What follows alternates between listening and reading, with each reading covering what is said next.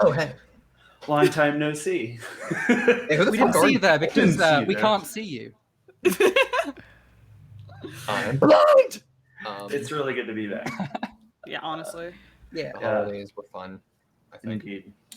Yeah. So yeah, basically last episode was a very consequential episode. There was like a war between the dragons, and Sanctuary was caught in the crossfire. The white dragon Drang sent his storm giant Jarl, Kane Throneburner, to go and intimidate the city of Sanctuary into giving up their food. But the guild was like, no, fuck that. And they led successfully a defense against the invading parties, and they actually didn't have any casualties other than the fire giant mercenaries who had joined them, and they don't really care about A few artillerists too. a few artillerists. I feel worse about the died. artillerists Yeah. than the We giants. didn't Alex, lose we any ate fire some giants. We apparently. saved them Sorry, all. Jack. Remember their fucking names, you dicks. They didn't tell us them. I was going to say, did you get their names? Do you know their names? Their names were Vince, Omega, Eddie, and Laura. Wow. I like how the one named Jack didn't die. Yeah, rude. No, he was the first to die. Oh, he died on the way there. He tripped over on a cobblestone Yeah. and just smacked his head in. Oh no, missed let's you move guys. away from this narrative. So Cobblestones are dangerous, dude. Yeah, oh god. You know how many people die from cobblestone-related injuries? Anyway. I mean, I broke my elbow from cobblestone-related injuries, so can confirm. I was going to make a Minecraft joke, but then I was like, nah, it's fine. Let's just It's move fine. on. It's right there. Anyway. Goodness gracious. So yeah. We're streaming. Yeah. Sorry. But they're here for the banter. So let's see. So basically, we're going to kind of open curtain in the immediate aftermath of the conflict. So basically, you guys are standing like outside the. You're kind of like standing on, like you're all standing on the walls outside the city, and watching as sort of both the White Dragon's forces retreat and the Black Dragon's forces retreat. So it's not the next day? No, it's not the next day. So this is immediately after. Yeah. Okay, just because we did some stuff last session for the next. This is a flashback. This is a Oh, okay. Sorry. Whoa, That's whoa, where I whoa, was whoa, freaking whoa, out. I whoa. was like, I have some things to change on my character sheet if we're going back in time. Okay, sorry. Yeah. Okay. So yeah, basically you guys are kind of like, you're like surveying like the conflict out there, and like you kind of a sense of relief washes over you as you realize that Sanctuary is going to be safe. Does And, my zoom lens pick up any details? you see that there's just, it looks like while the Giants' cavalry was indisposed, it looks like the Black Dragon's undead army basically overcame their infantry. Like they needed the backup and they didn't have it. So like that's how the battle seemed to go. It was definitely not having like that cavalry on their side like fucked them up. It would seem that tactically attacking us was a considerable misstep for Drang's forces. It's too bad Carl didn't get that cool giant fork. Yeah. Like Drang himself flew over the battlefield and was like, "Get back here!" Yeah, and that's the only. Yeah, Jarl Kane would have fought to the death, but but he had to recall what was left of his mammoth cavalry, which wasn't much at that point. It was a total rout, and you guys won a crushing victory with not many casualties at all. And as you guys you guys like hear sort of this this rabble behind you, and you turn around and look towards the city, and so you can kind of like see like the ruined cityscape stretching out before you, and the tower of the castle of Sanctuary is kind of rising up in the background. And you see that out of the ruins comes the assembly of all the peasants in the city. Like they've come out of the castle to see what's happened, because word's immediately gotten around that they're saved. And you see that there's several hundred of the peasants there. Many of them are kind of emaciated. They're all wearing old clothes. And you also see that there are about 200 halflings, that the ones that Wolf brought with him. They're from Verndaler, which is far in the east. So basically some refugees that joined your city. And then there's also a handful of dwarven refugees from the dwarven hold that you guys got, Aragzar, that you got Tasha out of. And they're all just like staring at you guys. There's a pause, and then this huge cheer goes up. People start like throwing their hats up in the air and chanting your guys' names. And so Wolf is right next to Carl, and he says, "Whoa, you're a hero."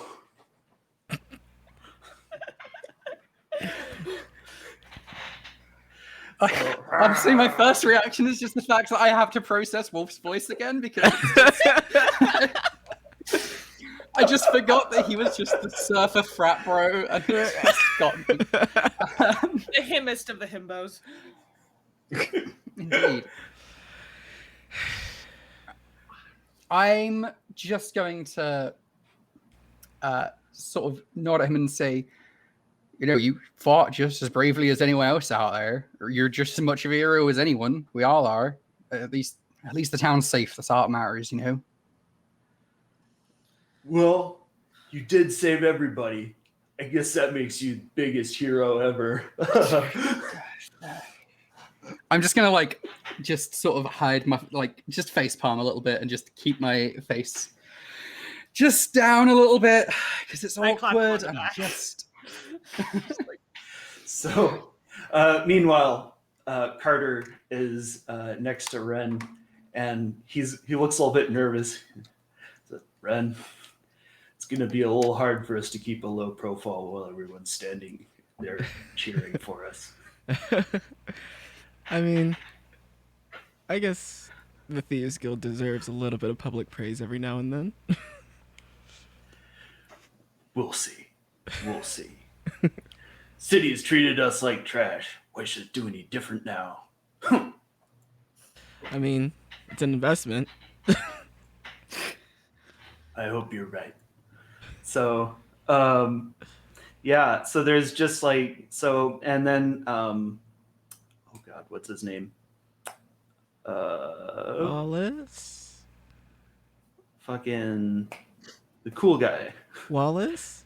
Yes, Wallace. So Wallace is like, he's standing next to Marlo, and he says, "Wow, they're all cheering for me."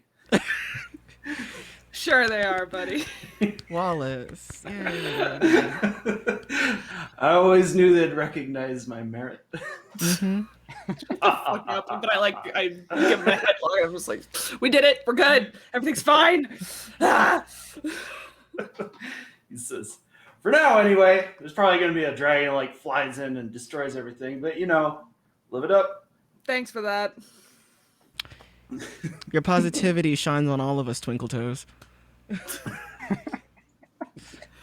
I'm just saying. So, yeah, and then Tasha runs up to Imran and says, "You did wonderfully, brother. It was amazing. Those guns, they just went off one right after the other. I saw the whole thing. Well-oiled machine. It was nothing. I was simply just doing my job. Well, you did a damn good job.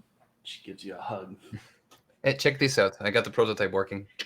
And my hand morphs into the cannon, like, permanently. It's me. Watch these.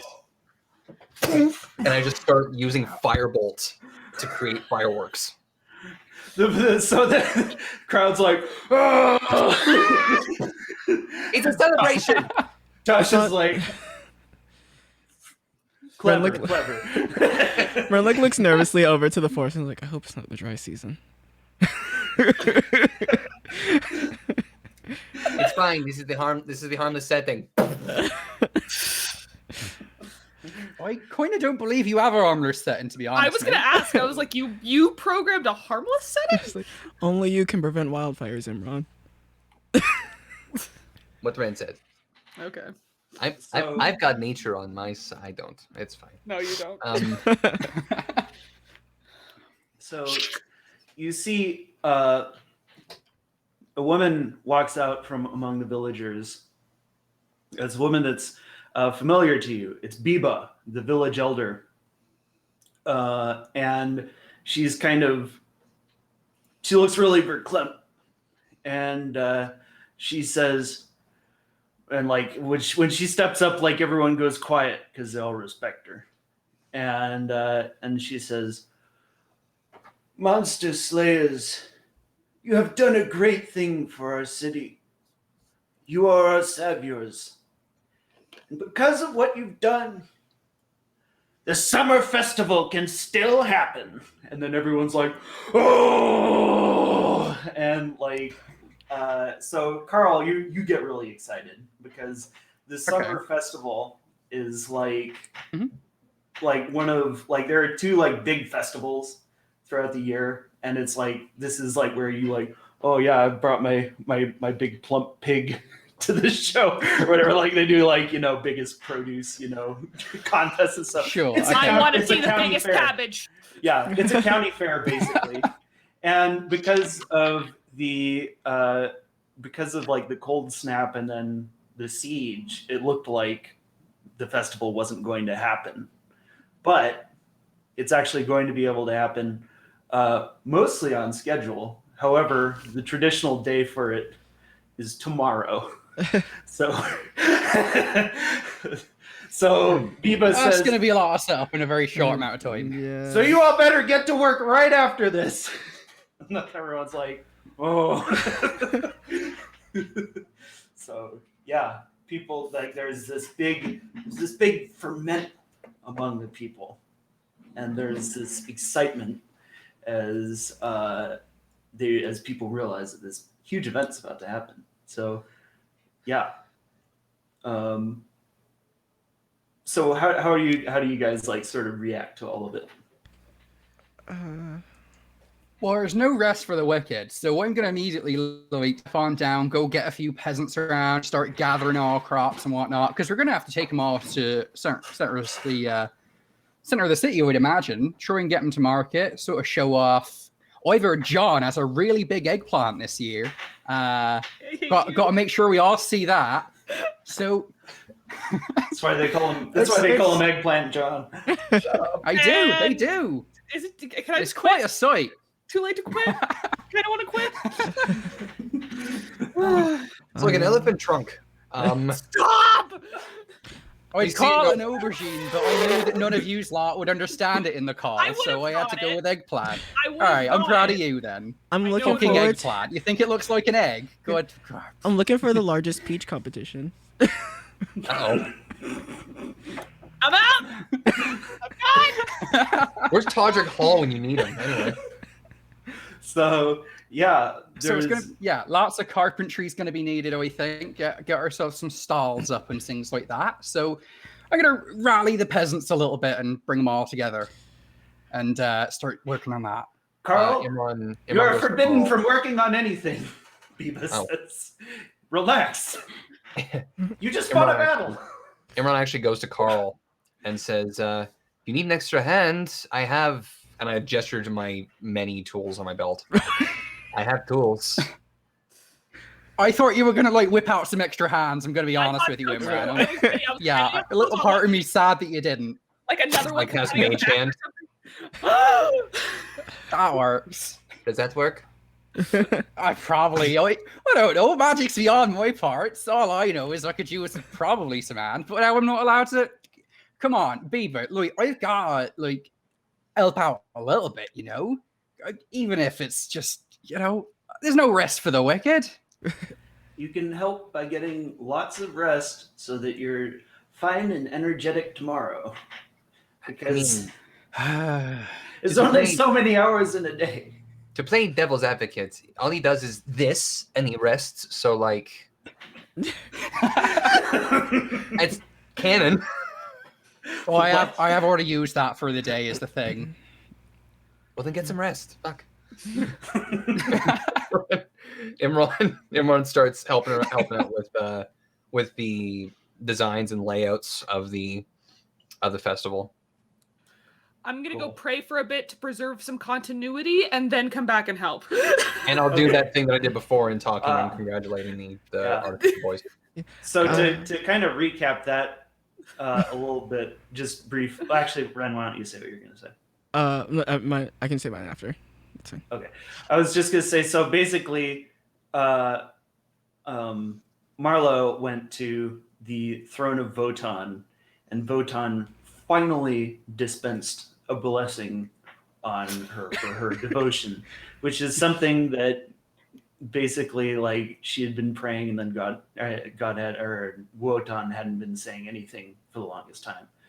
But then he raised all of her stats by 1, so now she basically has no more reason to complain, right? He's been ghosting her for a long time. he has been ghosting me for like, but that's worth it. That's worth it. Yeah, Daddy Votan just came home. And Don't say daddy. Don't. He's got like, I bought you a pony. I finally came back with that carton of milk. You came back from the store. I couldn't find 2%. For milk this entire time, and you keep turning me down for Rotas. What's this? It's Carl. Cows only make whole milk. We needed 2%. Yeah, it's very important. Just like take some of the milk and then chuck that away. That's then 2%, right? Are you trying to advertise being the sugar daddy to Marlo? Is that what's happening right now? No. Yeah, I mean, No, I'm pretty sure that was my job last campaign, since I spent like what 2,600 gold on. Ren is an actual sugar daddy, only through drug dealing. And back into the game. I have a variable portfolio. Thank you very much. I missed you, dicks. Anyway, I missed you too, asshole. So yes, and Ren, how are you reacting to the whole impending festivities? There's like snow and coldness everywhere, right? So I'm going to. It's starting to. Yeah, it's still a bit snowy. Yeah, so I'm gonna go over to Carl and I'm gonna be like, hey Carl, can you and Marlo help me out with something real quick? Hey, I just got back. What's Always up? happy to help. Yeah. I'm gonna find like You see Marlo is like 2 inches taller. you're positive. Canonically, write that down. Okay, hang on. Gotta figure out what her height was. Okay, she's 5'8" now instead of 5'6". Oh, I'm still taller than Marlo. Look at that. I did not know Marlo was short. For one or two Is Nazis are a Imran? little Wait, bit how like I thought short, I thought Imran was like 4 something. No, I'm saying No, he's Jack talking is. about Jack. Oh, okay. Imran's actually been human this whole time. He's just considered the world's tallest. He's been on his knees with the shoes there, just Yeah, like yeah, to fuck with exactly. us. I pictured Marlo as like this Amazon. She's average average Nah, height? bitch, 'Cause that's me what IRL. Yeah, no, because I'm 5'11" IRL, so I am like, I would really like to be average height, please. So all of my D&D characters are around average height for their race. I feel you. I'm 6'2" and a bit. I recently got some heels that make me 6'6" when I'm wearing them. You get I it. am the child I'm short and made myself shorter in D&D. It's because I need to be closer to help. But, so, Okay, sorry, please continue. yeah, so I'm gonna like find like just a big like a round pinata, I guess, like a round like just a weight paper thing, just very large. And then we're like, all right, can you guys like throw me up in the air as hard as you can? What? We, Do you I mean, we want to can. do Is Yeah, it- we I know what you're doing. Do you, you sure? Yeah, I got it. I mean, I guess you can turn into a something and be okay. All right, are we gonna like throw him like directly, or do you want to Yes. like grab an end each and like? Just Straight up, straight up. okay. Like in the center of the town, straight up. Let's just both like grab his hips and like All right, 3, strength 2. checks. 1. Ah! Do we do? Do I would need, it to, be do I like- need to make checks? Or? So yeah, definitely athletics. With, Should it- Okay. with advantage because help. Sweet. Okay. Okay. Do I need to It's roll my first- an Oh acrobatics or shit, something? posting. Yeah. Okay. Yeah. Roll acrobatics as well. Okay. Advantage athletics. Nat 20! Oh, Oh, that half was getting 18. Yeah, let's go. 29. So Thanks, Botan. My strength's 20 now. oh, So- Marlo's stronger than me. Yeah. so you're so okay. So describe. So the trick is very successful. So describe how you do just like this suit like fucking Cirque du Soleil shit. So when Ren gets launched up, like once he gets to the top of the arc, he's going to cast a movable object on the sphere, so that he's stuck there, and then he's gonna cast daylight on it so that we can help this cold snap out. I like that. Clever. Nice. So That's smart. So All right. smart. Wait, you cast daylight on what? On the big sphere that I brought with me, that I put a movable object on, and then I'm gonna be like, Oh. okay, huh? Wait. Huh? You're going to Fucking create an Pinata. artificial sun? Yeah. As one does. This is like a myth or something. And that's how the sun was made.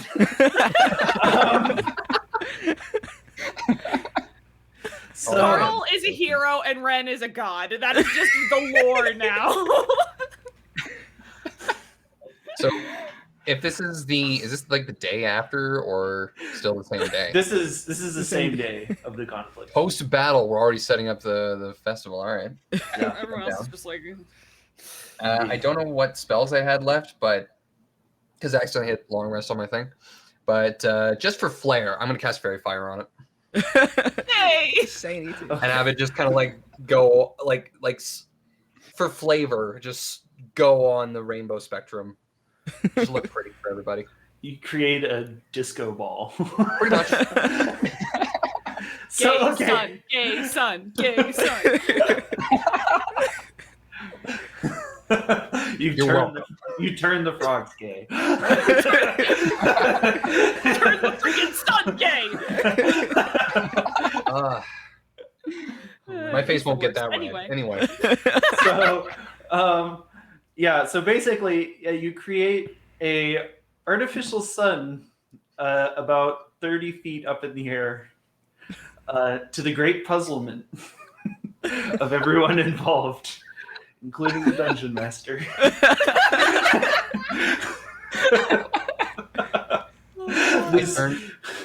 This artificial sun dangles just sort of in the sky, like above the wall. Yeah. I now Wonder need what to kind of see omen like, that the is. Hour scene, too, so. the scene from Oh, A no, New no, that's Hope not where Luke is looking over the twin suns as like that theme plays, but it's just Ren looking over the city while there's one rod glowing like a fucking disco ball and the actual sun setting.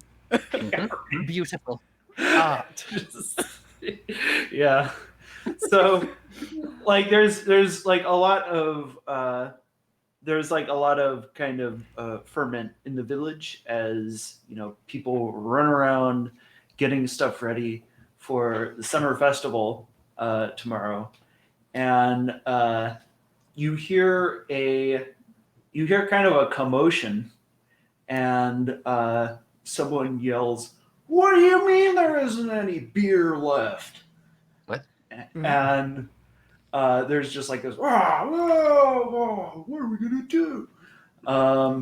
You look over, and you see that there are these 6 fire giants who are just like, they're kind of like stumbling down the street, and they have like a keg in each hand. Like they're just like sipping from the kegs, like they're just like beer cans that are just like, and they're like, what are you guys angry about? We're stimulating the economy. We're job Did you creators. pay for that shit? That's not how that works. Yeah. We did. I'm insight checking that. With what? Yeah, me too. God.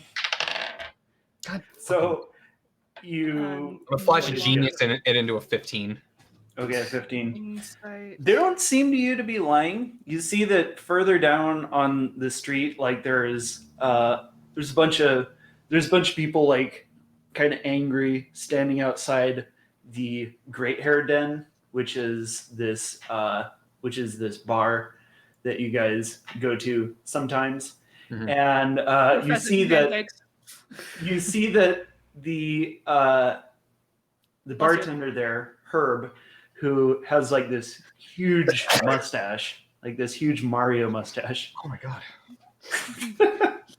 Did you hurt yourself? No, I'm good. No, He went full dab for that sneeze. Yeah, I too. did. He was like, It was "Achoo." impressive. I enjoyed my it. soul left my body for a second. That was insane.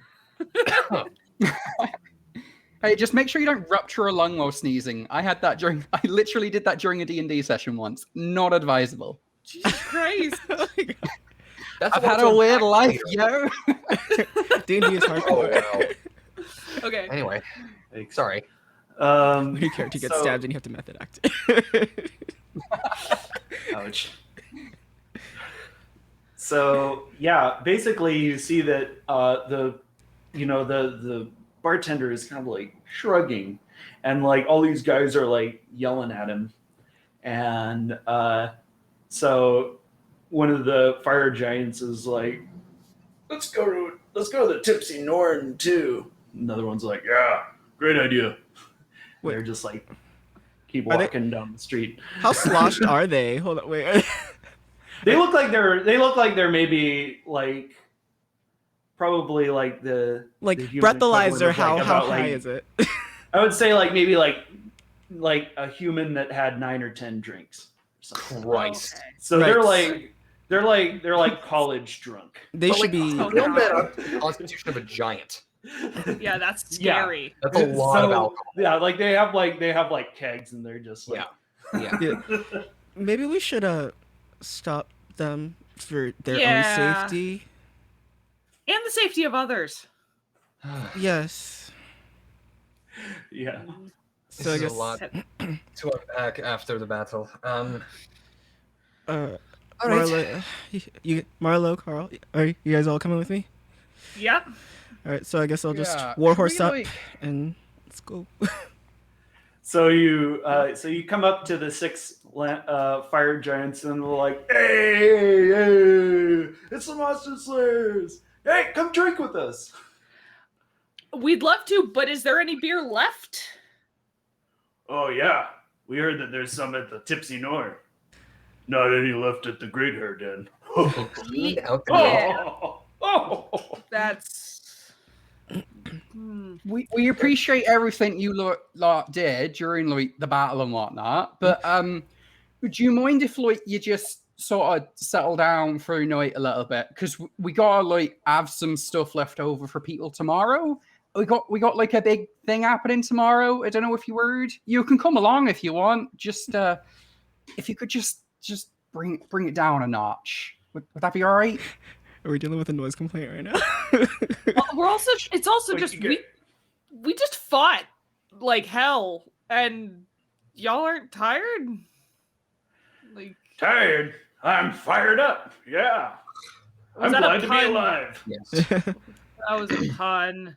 I refuse That's to in admit. character. Hey, they're all like high-fiving each other. Is their Oh, friend is their friend Are still you like saying? resting somewhere? The ones that we revivified.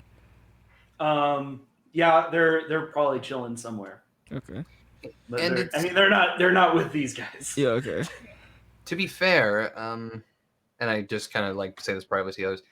To be fair, it would stand to reason that this is how they celebrate the battle won, where they're from. Right, but do we want to let them keep drinking and like have giant bodies that can't be fully in control of themselves around a bunch of people and buildings and stuff? Oh, and also, they are like fire giants. If they have like the ability to, make fire in any way, we've already had the city burn down once. Can we not have it happen again? No, I know. I'm saying we can probably find a peaceful middle ground. Is my point. Okay. How much alcohol is Sure. left in the village at all? Do they only go to the Great Hair Den? No, so basically, when the Dragon War happened, there was a lot of surplus alcohol that was left over because a lot of it was kept in cellars, a lot of it was in the castle, which didn't get hit as bad by the war. Mhm. So basically, you guys have been drinking down late. Well, not you guys, but the city of Sanctuary has been, drinking down this kind of massive amount of alcohol that is in storage. But yeah, most of it is at the bars. Some of it's still in like the castle. But Okay. you see, so you guys are kind of like thinking about what to do, and you see that Herb said, they paid good money for it. What am I going to do? Refuse? And it's like, Wait, how much did they yes, they say yes. I mean, once they started getting a little bit this state, you probably should have cut them off. But So that you're seeing this is like 100 feet away or oh something. yeah, okay. But yeah. So okay, have you guys eaten anything at all? Oh yeah, yep. We're gonna eat even more. Okay, well, you know what? I got an idea. You guys ever had come down to Ren's Smoothie Bar Cafe and Pharmacy, and I'll hook you guys up. One of the best drinks in the area. I put a hand on your shoulder and be like, are you trying to get these giants crossfaded? No, Don't drug them. I'm not gonna drug them. Sure, Don't roofie the giants. I'm not gonna remove the giants. Okay. I'm We're trusting all you. talking at regular volume. They can hear us. That was for the sake of the audience, Jack. That was Use stage your whispering, imagination. Jack. Well, now we're both quiet. ASMR stream. No. But yeah, no. So Ren's gonna be like get them all hyped up. Be like, come on down to the Pharmacy Smoothie Bar Cafe. We'll give you the best drinks in the area. Okay, sure. Yeah. They follow. So you guys redirect the fire giants kind of down the street. They're all just kind of like, they're all sharing like war stories. Well, this one time I had to strangle a brontosaurus with my bare hands. Oh, those things can really kick. And another one's like, that's bullshit. So I'm gonna make them all good berry smoothies, so that way they're gonna be full. Okay, so you guys arrive at Ren's pharmacy and smoothie bar. So Ren, describe what we see when you guys pull up out front. Right. So last time you guys came, it was Thieves Guild themed, but because we recently got new workers that are from the primordial planes, it's now elemental themed, and it's split into like 4 different colors, like Simon. So it's got like red, white, blue, and green. Everything changed when the fire blenders attacked. So one of your employees is standing out front having a smoke. Which employee is it? Standing outside would probably be Snitch. So Snitch. you guys see like this. You see this guy who's kind of dressed sort of like a ninja, but he has like wraps even over his eyes, and he's kind of got this pipe, and he's like, and he just seems like really, really shifty, like he's looking around, and he says, I hope these guys are with you, Ren. Yeah, they're good, Snitch. Who's on right now? Oh, Neckstabber's on. He's been slacking off, you know. He's been slacking off a lot. Oh, really? Has he? Yeah. Burn Dollar's also been smoking before work. Weed. Well, I mean, as long as he's not doing it on the That's job. against the rules. I mean, as long as he's not doing it on the job. He's got a it's pipe. fine. He's smoking He's like, tobacco. yeah, he's just like, Oh, okay, sorry. yeah. It's just like, okay. Is it just them? Where is Evis or Benny on? Yes. She's not here right now. She's on her PTO right now. Okay. She's keeping her nose clean at least. Yeah, she normally does. So at this point, Stabber walks out and he just like stares at Stitch like really hard, and he says, "God damn it, Snitch!" Yo, and Snitch is like, just like skitters away. He's like Gollum. Oh my He just gosh. gets stranger and stranger every time we see him. Neckstabber is like this. Neckstabber is like this. This big, kind of buff human guy, and he has like this tattoo on his neck, and he just like looks like real tough. Kind of like looks up at these fire giants, and he's like, "Huh. I hope they're your friends." Maybe. What's going on, NS? Working hard? Hardly working? Well, yeah. There's not been a lot of business today since the siege. Why did we have to work today? I don't know. You guys could have came along. I just thought you guys would prefer to do this instead of go and fight a storm giant and his cronies. Well, yeah, I probably wouldn't have liked to do that. So You're getting paid. Stop complaining. It's wartime. You're actually getting paid more. Yeah. Ren, you are becoming a So filthy when- capitalist. Force it to yourself. They're essential fire- workers. the fire giant says, "You got any booze in there?"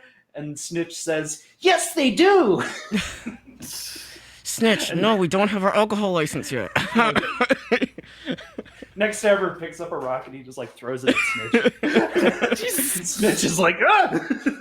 NS, I'm Just gonna, like goes into an alley and disappears. so I'm gonna like walk up to NS, and then thieves can't. I'm gonna explain to him, be like, so these guys have been drinking up all the alcohol. I need a good berry surprise today. And so it's basically just like alcohol with good berries mixed in it. And so, but it's like it's gonna sound like, so I really hope that we've been having a really good time, you know, like the business has been booming, and you know the menu has been popping off, and people have enjoyed the new menu items. Oh yeah, the new menu items have been great, especially the salsa. Oh man, the salsa. You have salsa at the smoothie bar? I mean strawberry banana. Yeah. Oh, I'll take one of stra- those. What? I like strawberry banana.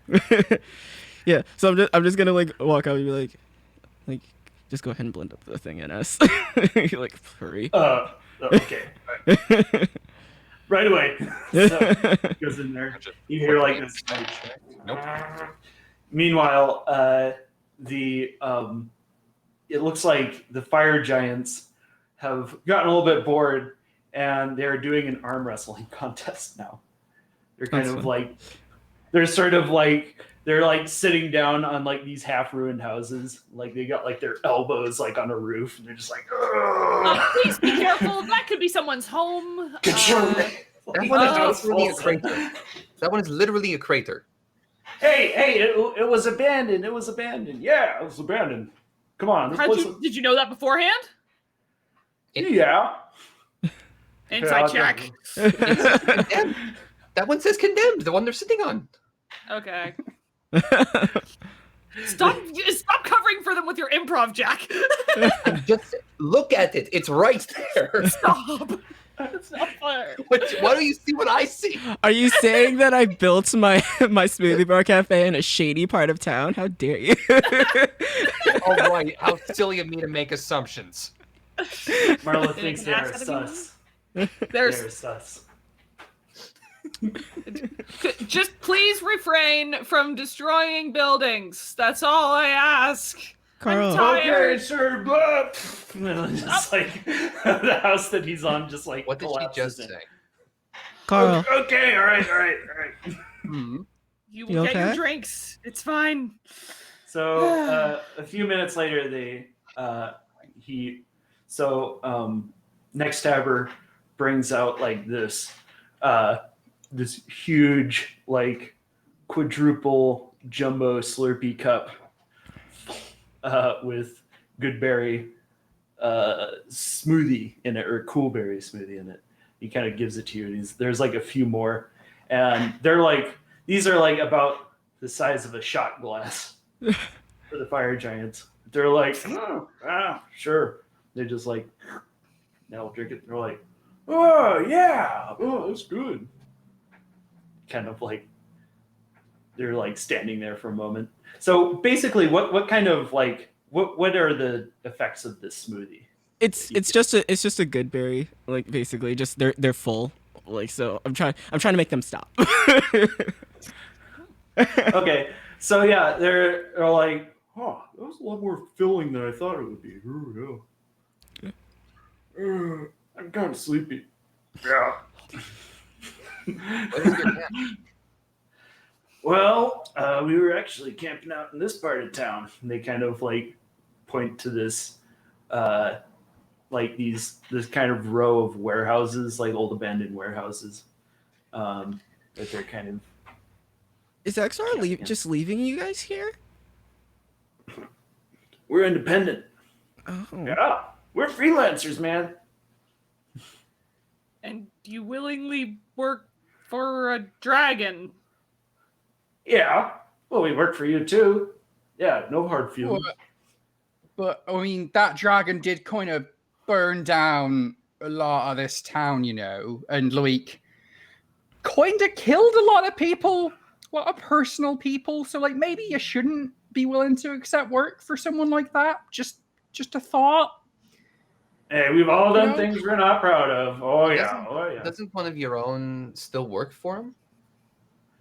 Kandor Khan. That one, yeah. Yeah. Yes, we'll probably be offering our services to him soon. And what, So, and what we, so you say we all make mistakes, and then you're making the same exact mistake with not prior knowledge. Oh, I was talking about war crimes. Yeah. No, I don't regret working for anyone, but you know, there's a couple of atrocities that I definitely could have not done. Oh yeah, you know. casual war crimes. Casual war crimes. Someone help! My brain's about to If you're explode. gonna go back and work for those who are just pawns of XR, I think maybe you should just like head out now rather than anything else. I don't think that you know, people who are willing to do the kinds of things you guys are particularly welcome in my town. So they all seem to kind of like, they don't like this. They're like, they give you a hard look and they say, that a threat? It's not a threat, really. It's just more, you guys are very large, and a lot of people here are very small, and we would prefer them not be hurt. I have a proposition. I'm gonna put a hand on Carl's shoulder and like give him a squeeze. Before We all love deals. before this escalates to any other heights, it seems our mission will lead to us crossing paths again. And given your services in this battle, it would stand to reason that I personally would rather not come across you as enemies. The feeling is mutual. Why not help us rebuild? look at each other. They say, "How much does it pay?" It's, I mean, as far as commerce and economy goes at the moment, it is not. I mean, look around you. There is, however, the chance that Sanctuary will be back to its glory before long. I have But an only idea. once the dragons have been defeated. I have an idea. Ren's gonna like walk over.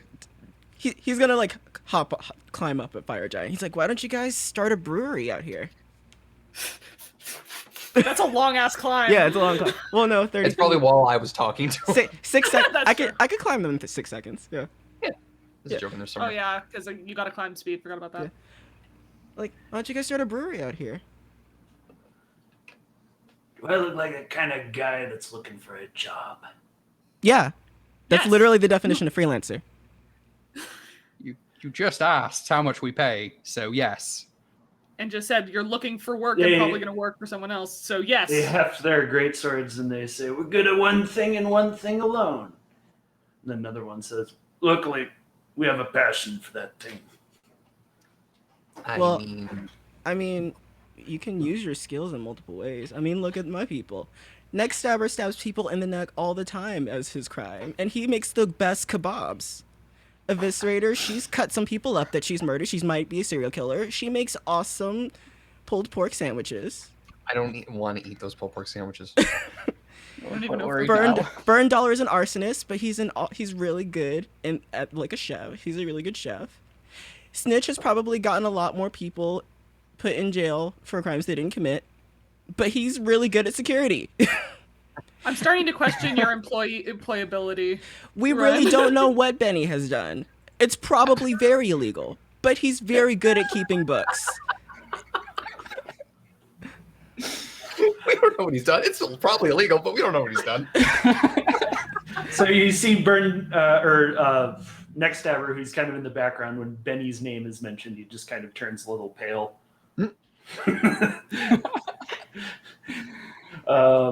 Yeah. So the fire giant. So one of the fire giants seems to get pretty mad, and he's like, "Look, we just put our necks out for you. We died for you, and you're gonna kick us out of your city because we're buying all of your alcohol." And then someone else No. Let's We Yeah. paid First you. off, one sec. you didn't Let him- join. Let him Someone- keep going. Okay, sorry. Someone puts his hand on his shoulder and he says, "Look, it's not worth it. We had our fun. Let's get out of here." And they kind of sort of like look at each other and they say, "Yeah, if we're not wanted, we won't have a good time here anyway. Hopefully, our paths won't cross again." Guys, it's not. Let them go. Well, we still have their two friends. We still have to take care of them. I don't know, but it looks like this is right now. At least this is a discussion they're willing to have. Seems like they're after the money, not so much loyalty. We can just They're also probably Ask- really drunk. we'll just ask when they wake up. Hey, where do you need to go? If push comes to shove and we require the services again, we can get in touch with them. We have our ways. I think. So, yeah. Oh, good. I'll talk to the Um, ones that are still here when we wake up. But yeah, go ahead. Sorry. So while you guys are talking about this, the fire giants kind of walk away, and there is a somberness in their posture as they go. You imagine that whatever virtues they may lack, it must be a lonely life being a mercenary. I can't do it, guys. I'm gonna walk up. Guys! Run! No, Marlo. Let him. So one of them turns around, the rest keep walking. I'm just gonna like. What is it that you guys want to do? Fight and get paid. I have a question. Would you be interested in pit fighting. You kind of look around and they say, you need a lot bigger city for that than we've got here. I mean, we can definitely just make a new place. There's a lot of space around Sanctuary. If you guys want to run that type of entertainment here, it's definitely a way for you to make money. And if you want to stay here and are willing to offer your services to protect the city and help us out, I'd want you to be here. Like, we want you to be here as long as you want to be here, but the issue is that we can't let that happen if people are going to have to fear for their lives or run the risk of getting hurt. I don't want you to believe that we hate you for like the decisions that you've made, because that's not true. It's just that if we want to guarantee your safety, you have to guarantee ours. They look like they're considering this. You can kind of see this sort of stony indifference to you. You're kind of reminded that the giants have a certain haughtiness about them, kind of looking at you as if you're like this sort of ferret who somehow learned how to talk. They just have these these vaguely contemptuous looks. You can see that one of them appears to be moved, but another one says, "This is not our destiny, to settle down in one place and never move. No, our souls are on the road." Well, if you ever feel like you would like to, the offer's open. We will keep it in mind. We'll see what direction the wars take. Sure. And I wish you all the You best. trying to shake hands? Yeah, and he's like, I wish you all the best of luck then. And then Ren's gonna like look at the one that's moved. He's like, you're still welcome to stay here if you want. He kind of looks at the others, and the others kind of like look at him, shake their heads, and he kind of does this. He just sort of looks away.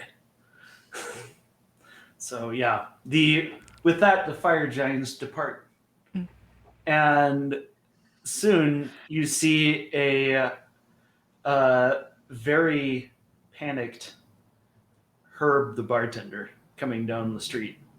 And he says, "Monster Slayers, I am in a little bit of a pickle. Maybe you can help me." What? What's up? Well, you see, there's been a great shortfall, the amount of alcohol that the city has for the festival. Is there any magic that you know how to do to duplicate the beer? He kind of looks like he's not sure what he's asking. Come on, I'm trying to give you guys a quest here. I can make water. Is everybody? It's like, please don't look at me. I don't know how to handle this. I can design something that might help in the quickening of the distillation process, maybe. I can make plow water. a field. The fermentation is what's going to be the. I know. I can ask the plants. You can ask the plants to ferment. Yeah, I can ask like some Hey, could you mushrooms. guys ferment faster? Thanks. Yeah, if you guys could like actively ferment this, please. Oh my god, you can't just walk up to plants and ask them if they can ferment. Well, you can try that. I can try that. Well, it would actually stand to reason that all four of us have the skills to do that in some way or another. So, Next Stabber says, "Hey, boss. Yeah. What if we sold them a bunch of coolberry smoothies?" We are not going to get the entire city cross-faded during the summer festival. Thank you. Character development. But we will put up advertisements for the smoothie bar cafe so that people who would like to. Okay. Baby steps. Baby steps. Okay, It's a little so more ethical. yeah, you guys are facing an alcohol shortage in town, and so your plan is to speak to the plants. What plants? I'm going to find some yeast. Yeasty plants. I actually learned how to make alcohol in school. What? The yeast Why is not, just like- floating around in the air, so I guess you could just talk. Yes, you could So just. Why not I just did the talk math. to like grapevines? I just did the math. I can make 70 gallons of water today. How am I and supposed to then- roleplay yeast? And then, and then you. 70 more gallons tomorrow. But that's all I got. Oh, I'm so Yeah. bubbly. Well, because you Well, can. that's what they sound like now. You did that. You talked that into existence. That is no one's fault but your own. You guys want to said make some anything. baked goods? They're just like, yo, I'm yeast. What's I up? don't And wanna now ask- You're like, yay, Oh, no, bubbles! better yet, with yeast, it's yeah. I don't want to it's ask the grapes because then it essentially be like, hey, you guys want to like just die faster? The vine is still alive. The Yeah, but vine the can gra- still live. Yeah, the fruit No, it's itself, more I don't like, think here, is can you the just piss plant, in this right? cup? I can't just do like one thing. It has to be like the whole thing, and I feel like the grapes would be a separate entity because it's like the children of the root, wouldn't it? It's up to Vince, I guess. Daddy, D&D, guys. no! What the It's fuck like is D&D? this is what happens when we're off for a week. We combine all of our silliness into like concentrated doses. Speak for So yourself. wait, but, like, what about right? vodka? What's that? What about Vodka's just using potatoes. vodka? It's just it's just fermented grains and like from like potatoes or rice or corn. Like Yeah, we should be able to like speed up the fermentation process. I can figure out something for expediting that as well. Oh, unless that probably wouldn't work. But I'm gonna ask anyway, just in case. Hey, Vince. So I have create food and water. Mm-hmm. I mean, not. Oh, it is food and water. I thought it was food and drink. I was gonna be like, can I just change the water into alcohol? But nah, it says water in the spell name. Damn it. But it's a lot of food. I can create 45 pounds of food. How is there not any spell to turn water to wine? Because you don't want to make a bunch of messiahs. I might be able to do something. Oh, I actually Bad idea. Sorry. I can create. You can 45 create loaves pounds and of- fishes. I can create 45 pounds of potatoes. Yeah. With one spell slot. Well, And- imagine. Yeah. So we need to wait I'm until. just thinking for vodka. Yeah. If we wait until tomorrow, I can also cast control water, and I can keep the water churning. For it. Yeah. So, yeah. If we wait till tomorrow, I can have 90 pounds of potatoes. But at the same time, the festival's tomorrow. Yeah, but we can like if I feel like doing it tomorrow and doing it tonight is not really too much of a difference in time frame. Well, that depends. We're just gonna have to wake up early in the morning and do it. Extremely early. if I got one question, because Marlo, if you can already create food, couldn't you create potatoes or grapes or whatever that's already fermenting, maybe, or like at that stage? I've never. Because then we can tried. just like It's usually Yeah, been 'cause like if- fresh stuff, but I could try and try and create fermented potatoes with that. Yeah. Because if you made fermented grapes, then all we got to do is stick them in a bucket and stomp on them until we squeeze the juice out, and that's all wine is basically. So And technically, if we cast purify food and drink, if you do it too far, if we can just take out all the toxins and it'll still be alcohol, right? Yeah, we can do that. I have that spell too. So Oh. okay, that's just a thing I can. Let's see if it's a thing I can do. it's worth a try. So wait, you're gonna create. I was just like looking up potatoes and vodka to see like what, how much. So The I conversion. am going to cast create food and water. So I'll have 30 gallons of water, and I'm going to have 45 pounds of fermented grapes, if that's possible. I mean, that's what she's trying for. Okay. You're gonna So she's try like- and make. You're gonna try and make wine. You might want to make She's- something with a higher ABV. Or potatoes then for the vodka, fermented potatoes. That's her goal. She's praying and thinking real hard. She's just like, Is I it got the- Wotan like the god of Wotan? storms and something Could you else. create fermented? Sure. But you have to be able to distill it somehow. Yeah, we I got can that. Create the raw materials for it. We got Imran for that. All right, so Imran, give me a Tinker Tools check Okay, to and just make repurpose things- an old still. Just to make things a little bit easier, I'm gonna also create food and water and do the same thing Marlo did. Okay, all right. So you guys So make a double double that. I batch. can do it twice. So And Um, then there goes those Tinker slots until we Yes. sleep. So you guys like find an old brewery, get like a still, and then Imran's like kind of trying to restore it to working order. Okay, that burner needs to be replaced. We need to patch that tub up. Those pipes, oh god, those pipes are rusted to hell. I'll work on this, and I will do a tinker check, double proficiency. I'm gonna oh, never mind. Too late. What? You rolled the dice. I was gonna do something, but it's fine. Well, I mean, you did I your don't thing, so I figured that. No, I was gonna. Um, I thought I had something that could like buff you a little bit, but I can't. So go ahead. No, it's fine because it's. How do I play D&D again? I have no idea. Tinker Tools check is Dex plus proficiency double proficiency, so that makes it plus 10, and I'll flash a genius it into a 24. All right, so you're able to churn out throughout this. So this takes you. So you can't you can't really do anything else but work on this for the rest of the day. But you're able to create enough hard alcohol that you'll be able to make up for the amount of liquor that they drank. Could I, while we're distilling this, could I also like help with like druid crafting like different flavors into it? Yeah. Good idea. The blue raspberries. Start making some branded like jarred cocktails and stuff. I honestly imagine that cool berries Really taste good like idea. blue raspberry. That's how I like picture them in my head. I picture cool berries tasting sort of like Kind of minty to me. kind of like That's what I'm a thinking. spinach like a spinach and banana shake or something. For some They would be- reason. That They would- actually.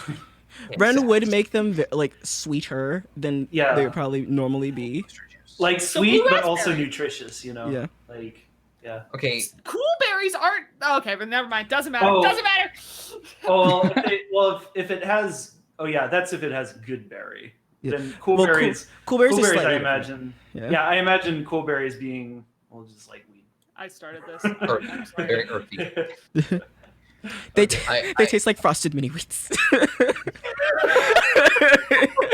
You know? Dang. I thought worse Ren, I than- thought you were gonna jump at that chance to move your cool berries, but yeah.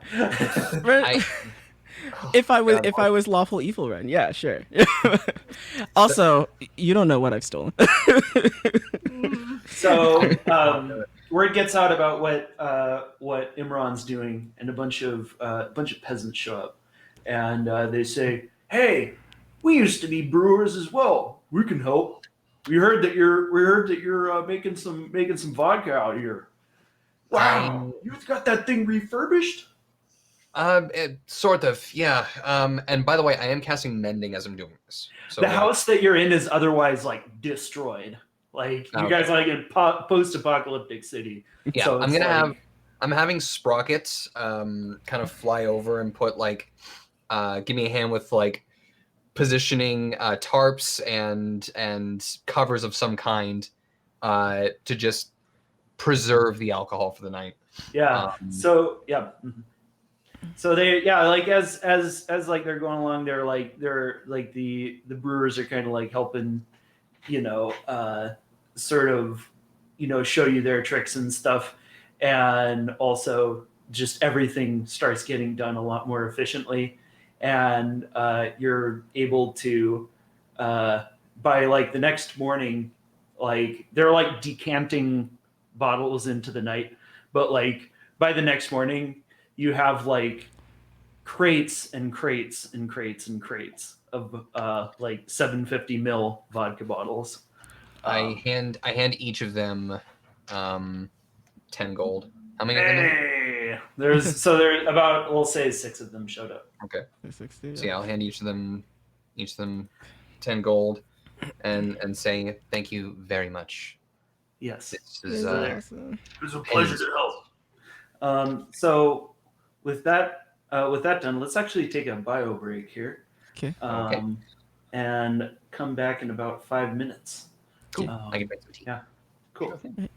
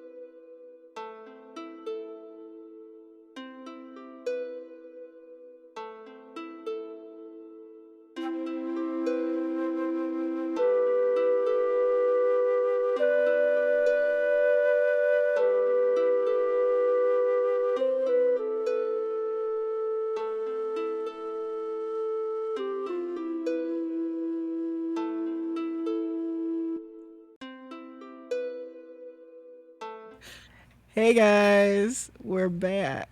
Don't touch Don't that touch dial. Don't touch that Did you touch dial. it? Did Did you you touch touch it? that dial? I don't know. Did you touch We'll that? know if you touched I it. don't know. That was a No. test. Oh, I fucking saw you. I saw you I touch knew it. it. That was a Someone test. touched the dial, guys. Please. We didn't It's say it over. before we left, but we wanted to make sure that you guys knew. Like we've been over this multiple times. That was a pop quiz. Yeah, exactly. What It was don't a you test, touch? Beza, and you failed. No one's gonna get that reference. Why the fuck did I make that reference? No one's gonna get it. Yeah, I didn't get it. What don't No, you touch? True or false? It's like in the back of my mind, and I feel like I remember hearing it, but I don't remember where it is. Baza Gaza used to play a lot of Overwatch, YouTuber, and anyway, it doesn't matter. He has a character I like, and there was like that's a test, Beza, and you failed. Wonderful. But no one knows who Well, he now we're is caught because I'm a nerd. Okay, sorry, We made please, alcohol. let's go back to D&D. Yeah. Yes, Multiple alcohol. flavors. So we've all been preparing, for the. Did we the just summer make White fair. Claw?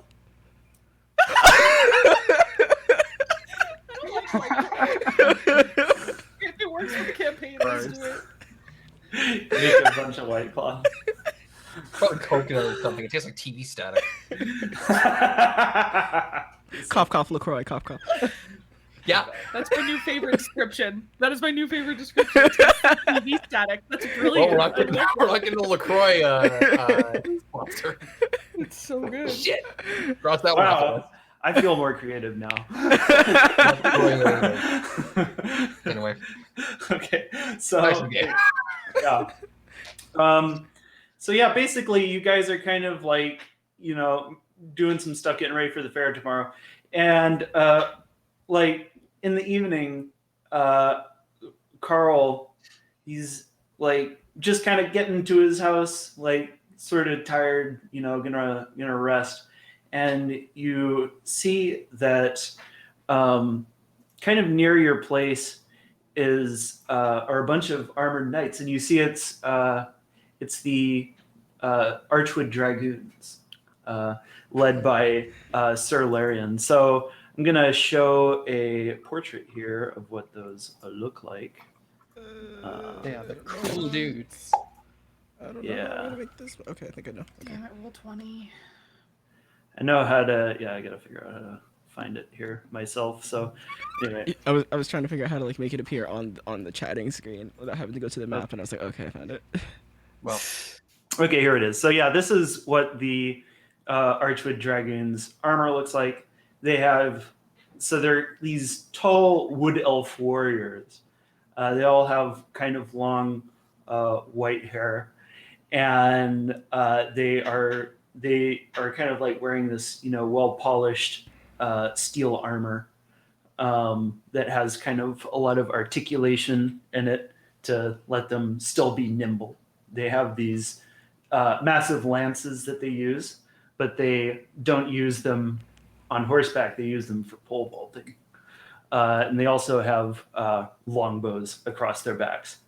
And Sir Larian, who Carl met in the woods a while back. And was totally believed that he was real. Yeah. Didn't sound like a madman. So yeah, he's so I'll show his portrait now. So he's this tall, willowy ninja paladin who wields a dragoon lance and wears boots of elven kind, which make his footsteps completely silent. He steps up to Carl and he says, "Carl, my friend, you have come." I'm sorry. I remembered the Keanu Reeves' horny video. And if you have not seen it, I'll post it in the Discord later. And I'm sorry. Whew, okay, focus again. Okay. We don't know how to act right now. what is that? We are misbehaving. Watch this be like that one Larian. stream where we were just silly the entire time, and then the last 5 minutes Yeah. are like super serious. I swear that's Really what's gonna serious. happen. Anyway, Larian, thank you for everything today. You guys showing up. I mean, yes, it's as much of a dream come true as I could have had because, we needed that last surge in the battle. And without your bows, without your lances, you might have lost a lot of good people. So thank you for everything. And what's your plan now? Because I mean, you're free to stick around if you like. Could do with some more good people. Well, Carl, you see, every knight must have a master. And our masters are far in the past. We stumbled into the Feywild. When we found our way out, 1,000 years had passed. The entire family that our master belonged to is gone. But we need someone to serve. We find it quite ironic that a peasant seems to be the one which we choose to. And they kneel before you. Fuck. We are at your service, Carl. You guys can you can get back up. There's no need for that with me. Oh boy, all right. Yeah. Look, you don't need to, serve me or anything like that. But I'd be happy to have you fight by my side as equal men. Well, equal men and elf. And your city, whatever ruins are left, whatever, if there's any people left, we could rebuild. We could help you once we get things sorted here. I mean, we're trying to clear out all the lands from the dragons and the monsters anyway. Maybe we can get you guys home in some way. There is no home for us anymore. It is here in our duty that we have home. I'm going to put an arm on his shoulder. I'm glad you see it as you can make a new home. It's not an easy thing to try and create a new home and a new family. So I can relate to what you're going through, Larian. You're always welcome, all of yous, for a seat at my table. Maybe not all at once. It's only a small house, but They all laugh. So, so they all rise. Sir Larian says, "If you do not wish for us to bow, then we will not. We will do as you wish. We offer our services as scouts. The dragons will not sneak past us. That we can assure you." that sounds wonderful.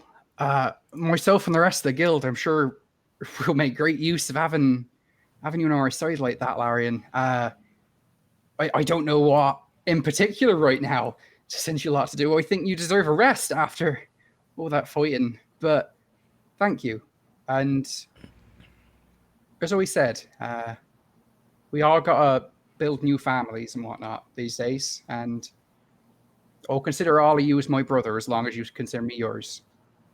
Indeed. Then we shall rest, brother, and sup well with you tomorrow. With that, they turn, bow, and leave. So you Okay. gain the service. So you gain the service of the Archwood Dragons. This has a couple of effects for the guild. First of all, if you want, you can send them out as spies into an area to collect intelligence before you go, like on a hunt or something. So you can get kind of more up-to-date information on like what kind of things are out there, like right now, because you guys have the intel that you have you have all the intel that is kind of presented to you in that big Google Doc where I kind of describe what each of the icons on the map is for. The old Google scroll. Yeah, you old scroll of Google. Yeah, there is a shared document Oh my god. in the guild house. Oh, Marlo, you're You're muted. Well, then my joke is wasted. Oh no. Tell it, Well, I'm Adeline. just saying that we each Yeah. have like a little piece of parchment, and so we can edit it wherever we are. That little piece of parchment is watching everything you do. Ren keeps putting comments on it. And you made it work. Leaving comments. And every time somebody's writing on that piece of parchment, a different little animal shows up on the big document saying, "Oh, this person's writing." Anonymous manticore. Anonymous beholder. Hashtag anonymous manticore. We get anonymous dragon, anonymous owlbear. And then anonymous owl bear too. Anonymous mammoth. I Oh, want Marlo to Anonymous be the mammoth. Remoran. XR joins and then immediately leaves. Oh. who let him in? Who gave him access? Oh Gave god, I him the forgot to log password. I'm out. meant to have followers access. Why would you just get logged out? Did you? Did you have it so that anyone who's seen the document can join it? Because that's not. No, it's only the people with the parchment. Anyway, this is so dumb. This is such a dumb joke. It's such a bit. What is this long bit? That's what Look, you we've do. committed We're to in it now. long We form can't give improv up. today. We go to another dimension called the intranet. Ye old bag of Google Drive. What is the PowerPoint? I don't. So yeah. Anyway, you guys basically wake up the next day, and the city is buzzing. You guys just a second. I gotta. Is it mute buzzing because something. they're buzzed or just? There's people walking around the streets. There's all kinds of great food smells, a lot of rich fried food smells, and people are all like, "Rah, rah," just like rejoicing, and you see like farmers with like huge animals in tow. Like there's this one guy who has like a cow that's like as big as a Clydesdale or something. And it's just like people are like, "Ah!" There's another dude with a huge, and there's Eggplant John. He's got this huge eggplant. Oh yeah. Eggplant John does it again. Man. Puts it out wherever it goes. I feel like my plant growth was misused for that. He just like puts it on the table. Flashbacks being approached by Eggplant John, and you just being like, "You want me to what?"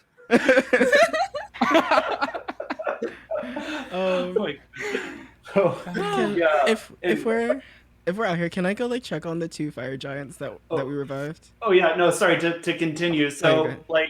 so you see the streets are just to kind of paint a picture. They're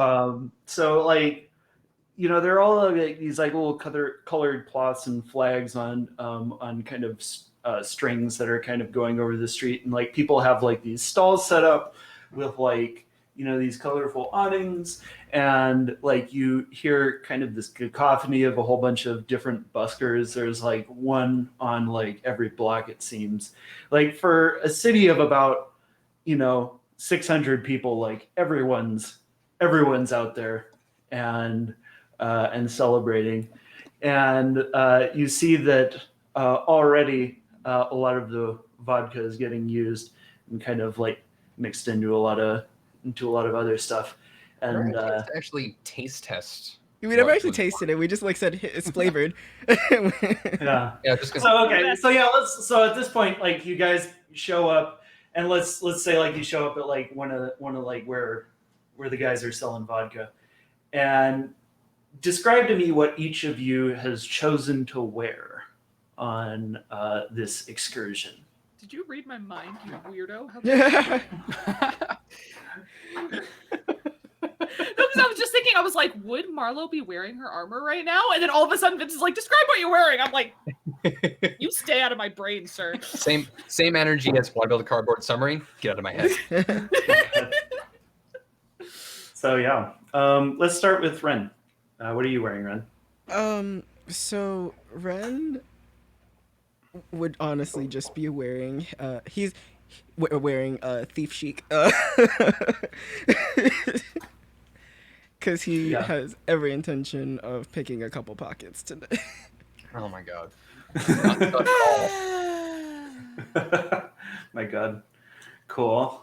So, Marlo, what are... I'm still thinking. Okay, Jack Can I or pass? Imran? Yeah. Thank you. Imran is he's got a fur coat that he wears. It's just fur lined. It's not actually like super thick because it's, what is it, summer? No, winter. It's summer. So Summer. it's Okay. it's about 65 degrees right now. Okay, so yeah, it's a little bit nippy then. So he's got like a nice coat on that kind of goes down just past his knees. It's got like a nice fur collar, and one sleeve is it's open to fully display the arm this time, and this one is actually like a different prosthetic. With like a gold trim and like an intricate lining that he's been working on for a little bit. It can still function as a focus, but it's got a bit more of a bougie extra design. And he's got just a bit of a nice wide brim sun hat on. Okay, cool. You see, just a real quick aside, you do see Tasha partway through the day, and she's dressed up in this very campy kind of steampunk Victorian looking outfit. And so she's got like this kind of like sort of Victorian looking rust colored dress. And she's got like this articulated mechanical arm on the back that's like going around and like picking stuff up and like bringing it to her hands and stuff. She's got like this ruff and stuff. And she's like, she looks at Imran. She's like, "Oh, looking good." And like, there's like this little headband with like a mechanical thing. It goes like, like spectacles. And as a response, I twist my eye, and the zoom lens goes at her, just being like, looking good too. And just, like, being a total dweeb, like You're like, ah. So there's Part of this me farmhand. imagines, like, if you see something truly ugly, the eye short circuits. Yeah. You see this nearby farmhand who's just kind of like.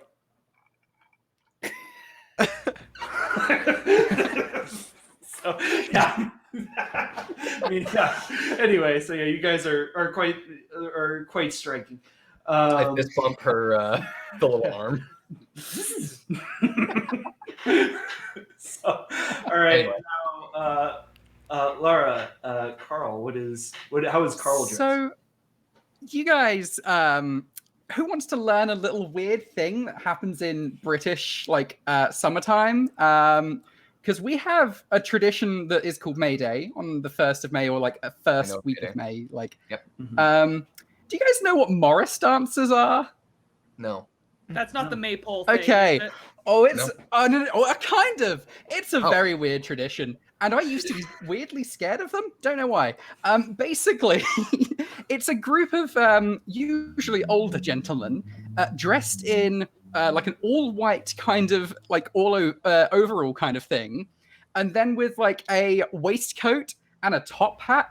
And they have 2 sticks on their hands, and they have bells on their knees and bells on like their hats, and sometimes flowers on their hats as well. And they dance and do like all this kind of like weird stuff of just dancing around and hitting their sticks against each other's sticks. And it's a really weird tradition. It's really hard to explain, and I have no idea why they do it. But that's how Carl's dressed. That's weird as fuck. Yes, welcome to a little weird part of British tradition. there was, That like, is like a very normal thing for May Day. The thing is, like, there was like so much exposition there, and I didn't retain any of it. I heard flowers. That's about what I got. I'm trying to like look Okay, it so you up. have Carl is in all white overalls with a waistcoat on Yes. bells and a on top his hat. knees and Bells on his knees, two Yep. sticks in his hands, bells on his hats. This is. Sometimes they put bells Okay. on the waistcoats as well and lapels and stuff. Yeah, Okay. it's weird. So everyone is Very traditional. So everyone's clapping like Carl on the back. And it's like, oh, Carl, drink, like everybody's... Not gonna drink though. Definitely not drinking. All right. That's a really.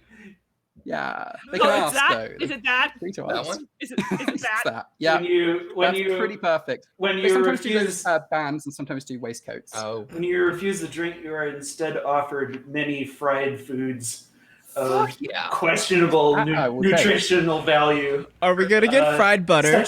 such as an elephant ear, a giant piece of kind of fried dough. This particular one has honey. Give me a funnel. There's funnel cakes, yes. There's not. I think probably there's no cotton candy. Aw. Jack, you're Canadian. Why are you asking for funnel cake rather than beaver tails? There- Come on, man. Yeah, there's Atlantic country. there's meat kebabs, which look pretty good. You're not sure what kind of meat they are, but you know, probably mutton. And there's there's just like this whole there's a whole bunch of delicious comfort foods that are available. Yeah. Yeah, and Carl is not paying for any of it. I keep trying to though. I keep trying to and being denied by everyone. He soon finds out that the city has, for today, enacted a law that it is illegal to charge Carl for anything. All right. Who's even passing these laws? We have no system of I government. thought we were sort of in We are charge. in an anarcho. There's so We are It's in Carter's an sister. anarcho-socialist society. Who's making the laws? so What to unpack? that's actually a good question. So basically, what's happened is like the peasants, like Biba has essentially kind of politically united the peasants and like organized them, and so basically she like kind of has the most power, but you guys are like the only reason that they can have like any sort of security. There is so basically the guys with the weapons, like the city guard, are led by Leaf and Ren's parents, who are kind of like the sort of last remnant of the city's authority. So kind of these forces at this point exist in harmony because you guys all have pretty much the same goals, to survive and stuff. So it's a harmonious kind of interaction. But so you guys are basically celebrities, you're heroes. You have like a very special status in the society, and your guys's wishes are greatly respected. But like if if Biba would have like in the city, there's kind of like it's like among the villagers, like it's kind of like a traditional sort of like old people, like elders are in charge, and as the kind of senior members of society, their word means the most.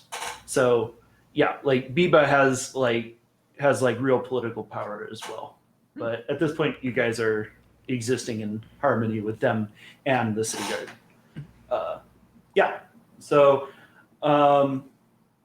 Marlo, have you thought about what your I have outfit thought is? about it, and now I'm upset that I didn't go before Carl because there's no way I'm gonna top bells on my knees.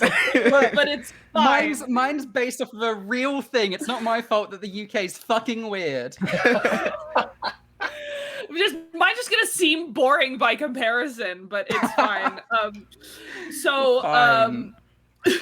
So Marlo is actually wearing a sort of I'm looking at it and describing it at the same time. It's hard.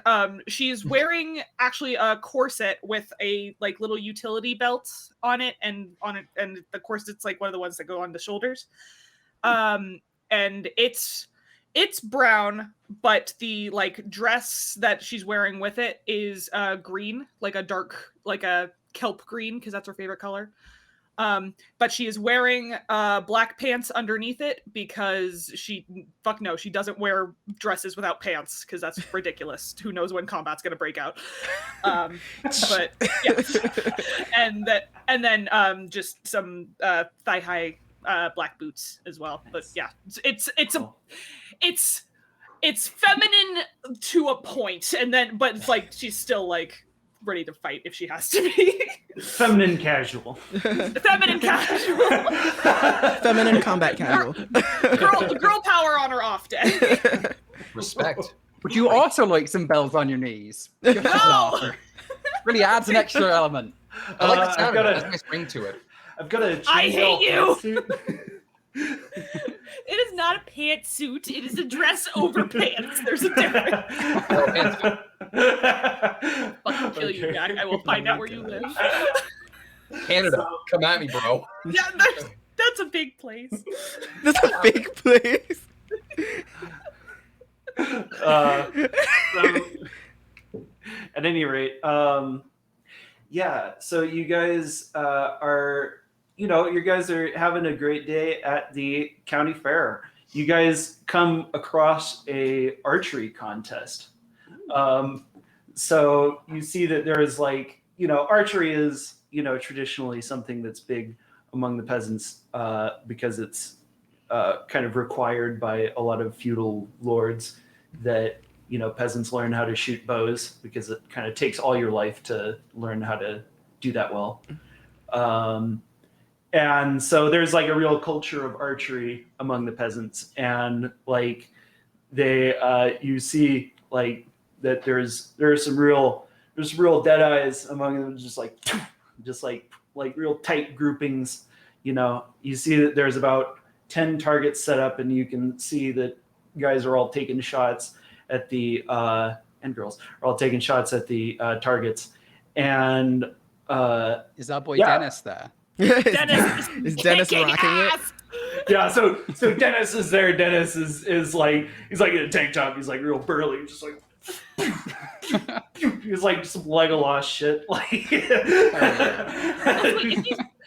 Here's the thing. that makes me question though. For the sake of this contest, could we use strength instead of dexterity, or is it still dexterity based? It would be dex based still. Then nope, Marlo can't hit It's like giant target in space. So Excellent. yeah, so they're like, hey, you guys want to try? And they're like, ooh, yeah. Even with Votan's blessing, I couldn't hit that thing. So like, well, if I'm traveling with them, Ren is not gonna be straight out in like thief chic. He's gonna be like, he's gonna have like, he's gonna hide it under like nice spring clothes. But it's gonna be like very live, laugh, love. So he's got like a scarf and it's like pastel colors. And like, and it's like a nice cardigan, like a man cardigan. A mannequin. Over. No, it's a cardigan, but thank you for noticing. But it's like, so he's got like a dress shirt on, but it's like the cardigan is falling off his sleeves, but it's like buttoned up into the sleeves. So it's like,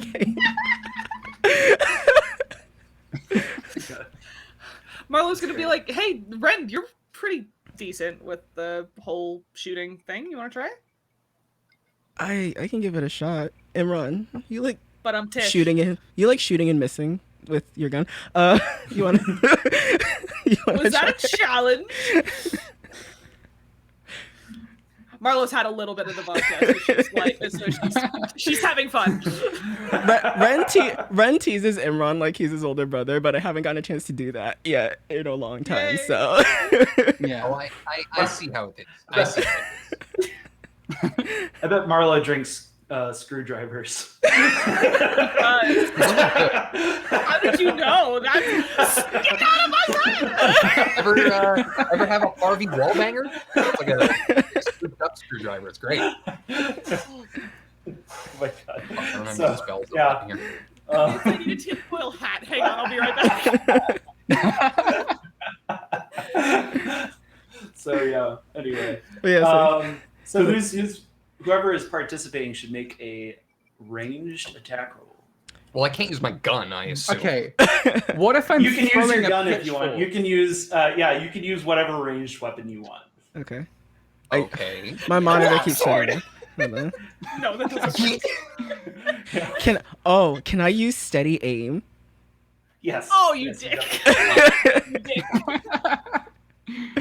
Son of a bitch. So describe Thanks, to me how Ren steps up and makes the attack, and then So describe how you make the attack. So Ren walks up with his short bow, and he notices that it's like a little bit too high. So he's gonna like, just to flex on people, stand on the fence around the targets, and then fire it off from there, from standing up there. So Ren fires it up. Just goes like right dead center, and like everyone's like, "Oh!"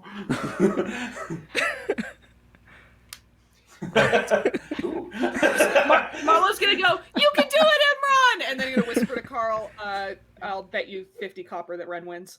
I like it. I like I the don't thing, know how many 50 is, but I'm in. I like the thing that when Imran cracks his knuckles, like there are sparks that come out. Oh, that's cool! I like that. Can I create my force ballista? Yes. Yeah. So you create a force ballista. Oh, I didn't know that was allowed. Okay, whatever. I'm gonna lose. Give me a roll. All right. Do we push the thing back? That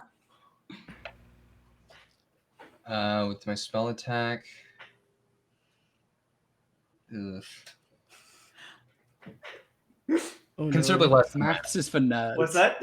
Considerably less than Ren. I rolled a 6 plus 8. 6 plus 8. That's 14. Mhm. So how much damage does it do? It's like Oh, no. It's 3d8, so.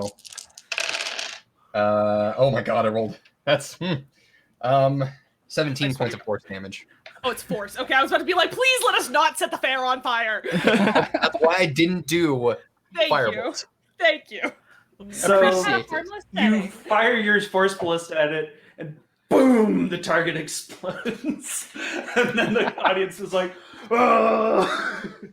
Did anyone get a read on if that hit the center or not?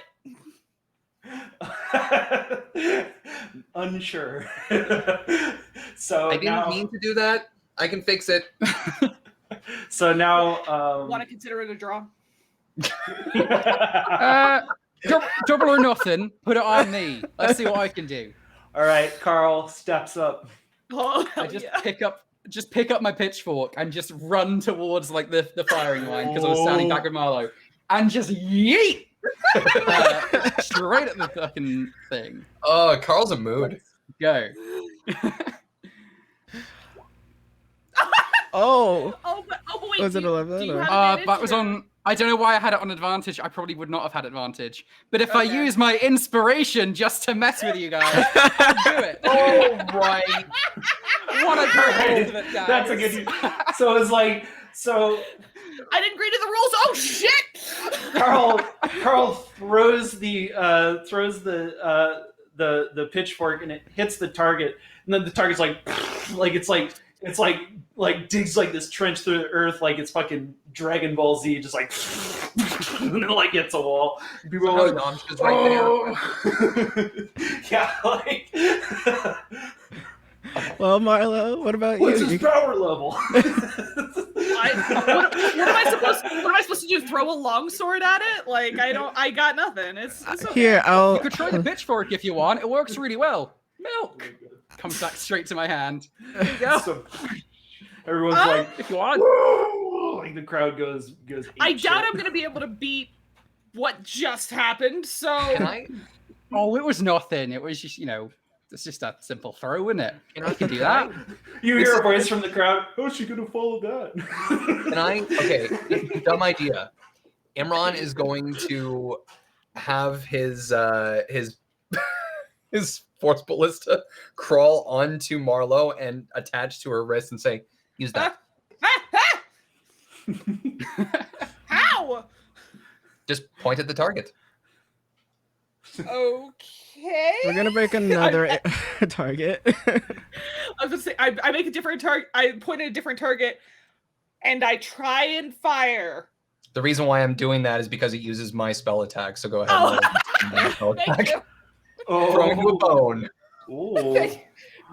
So she's gonna play Mega Man. She's So you point at it. So go ahead and give me a roll then. Just roll a d20. And then Me? just add 8 to it. okay. Give her a fighting chance at least. +8, because even with Votan's blessing, I'm a -1 to dexterity. So, 20, that's not bad. Wow. That is Pretty not good. bad. It's not as good because fucking Carl, but I'm happy with that. All right, roll damage. 3d8. How much is 3d8? Thank you.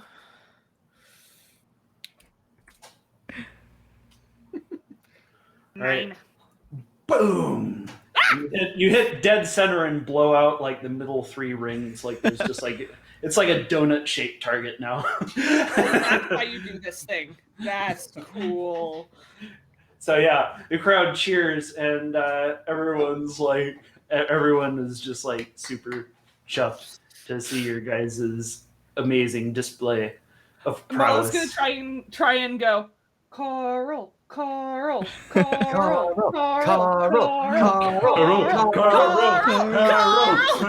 Carl. Is someone saying coral?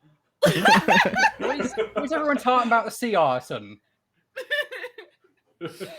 The Dragon Slayer. Can't say it like that and not clap.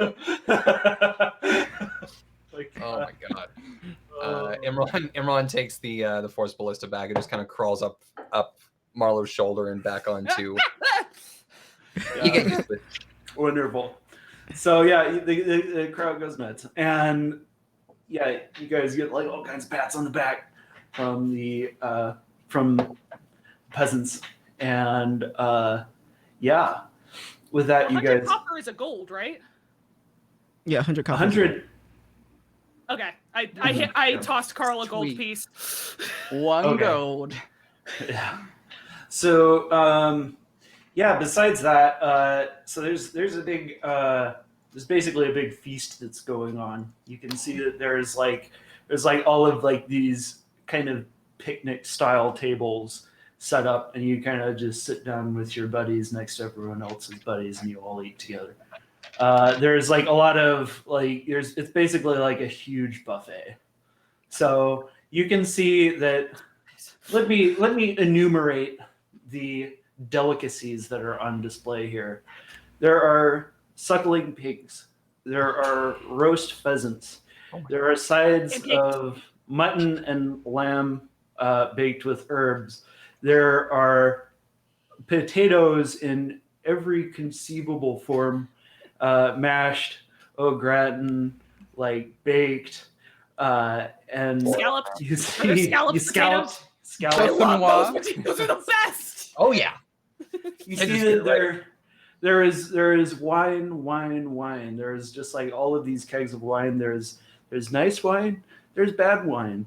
There is white wine. There's red wine. There's all kinds of wine, and there's also a lot of vodka. Like there's a bunch of like half empty and empty bottles that are like on the table, and people are all really enjoying it. You can see that there's also a lot of vegetables. There's turnips. There's I'm trying to like rustic peasant. Squash, zucchini, Yeah, squash, zucchini. Yeah, fresh baked bread. Eggplant. yeah, bread, yeah, eggplant. No. I'm just upset No. you missed that joke. I was like, it's Thank you, right Joel. there. Eggplant John's like, here you go. Here's No. Bad touch.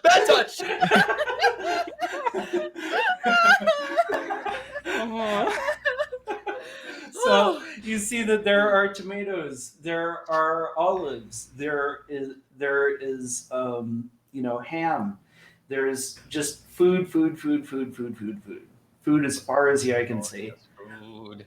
And yeah, so what kind of food do you guys get? Like you guys can pretty much get anything that you want as long as it's kind of like a simple peasant thing, I would say. So it's like, yeah, you could probably find some like, you know, like a side of elk or something, but you probably couldn't find like cassoulet or you know. I'm gonna tap Sprocket and have him appear. Give a bit of a show to the diners as he goes and grabs a hunk of pheasant for me.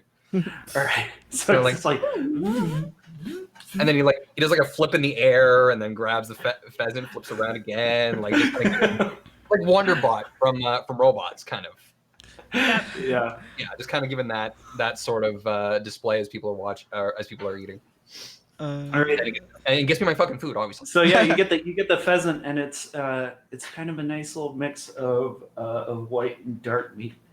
It is cooked well so that the skin is crispy and well seasoned. Oh, just like my mother used to make. Rather, yeah, and it's greasy and rich, but very very good and very filling. Put that on my Tinder profile. Anyway, Imran just takes a bite of it instead of moving on from that. Imran just takes a bite of the pheasant and just says, oh, "My mother used to make the best pheasant. This reminds me of home." Did you make the pancakes that's too? great. Yes, she did. It was so good. It's fine. It's fine. Hey, so someone's like, "Hey, Reba, he likes your pheasant." And you see, there's this kind of there's this sort of old woman who is like, "Oh, This fantastic." it looks like you made your day." And as long as a huge. So, careful. Ren, what does Ren get to eat? So Ren is gonna appear later because he's gonna grab Ogami and Herbert and Polka Dot so they can eat too. And then he's gonna basically just make them something. He's gonna get some yams and some potatoes and I guess like some Ogami is like an absolute garbage disposal. He's just like eats anything and everything put in front of him with great relish. Just like then this is amazing. This feels awkward. Everyone's feeding me today. It's awkward because I guess because Ogami's still wearing his flaming armor, so this hell dog is just walking into the food. But then Ren's gonna like walk over to Carl and like sit next to him. Like, you okay?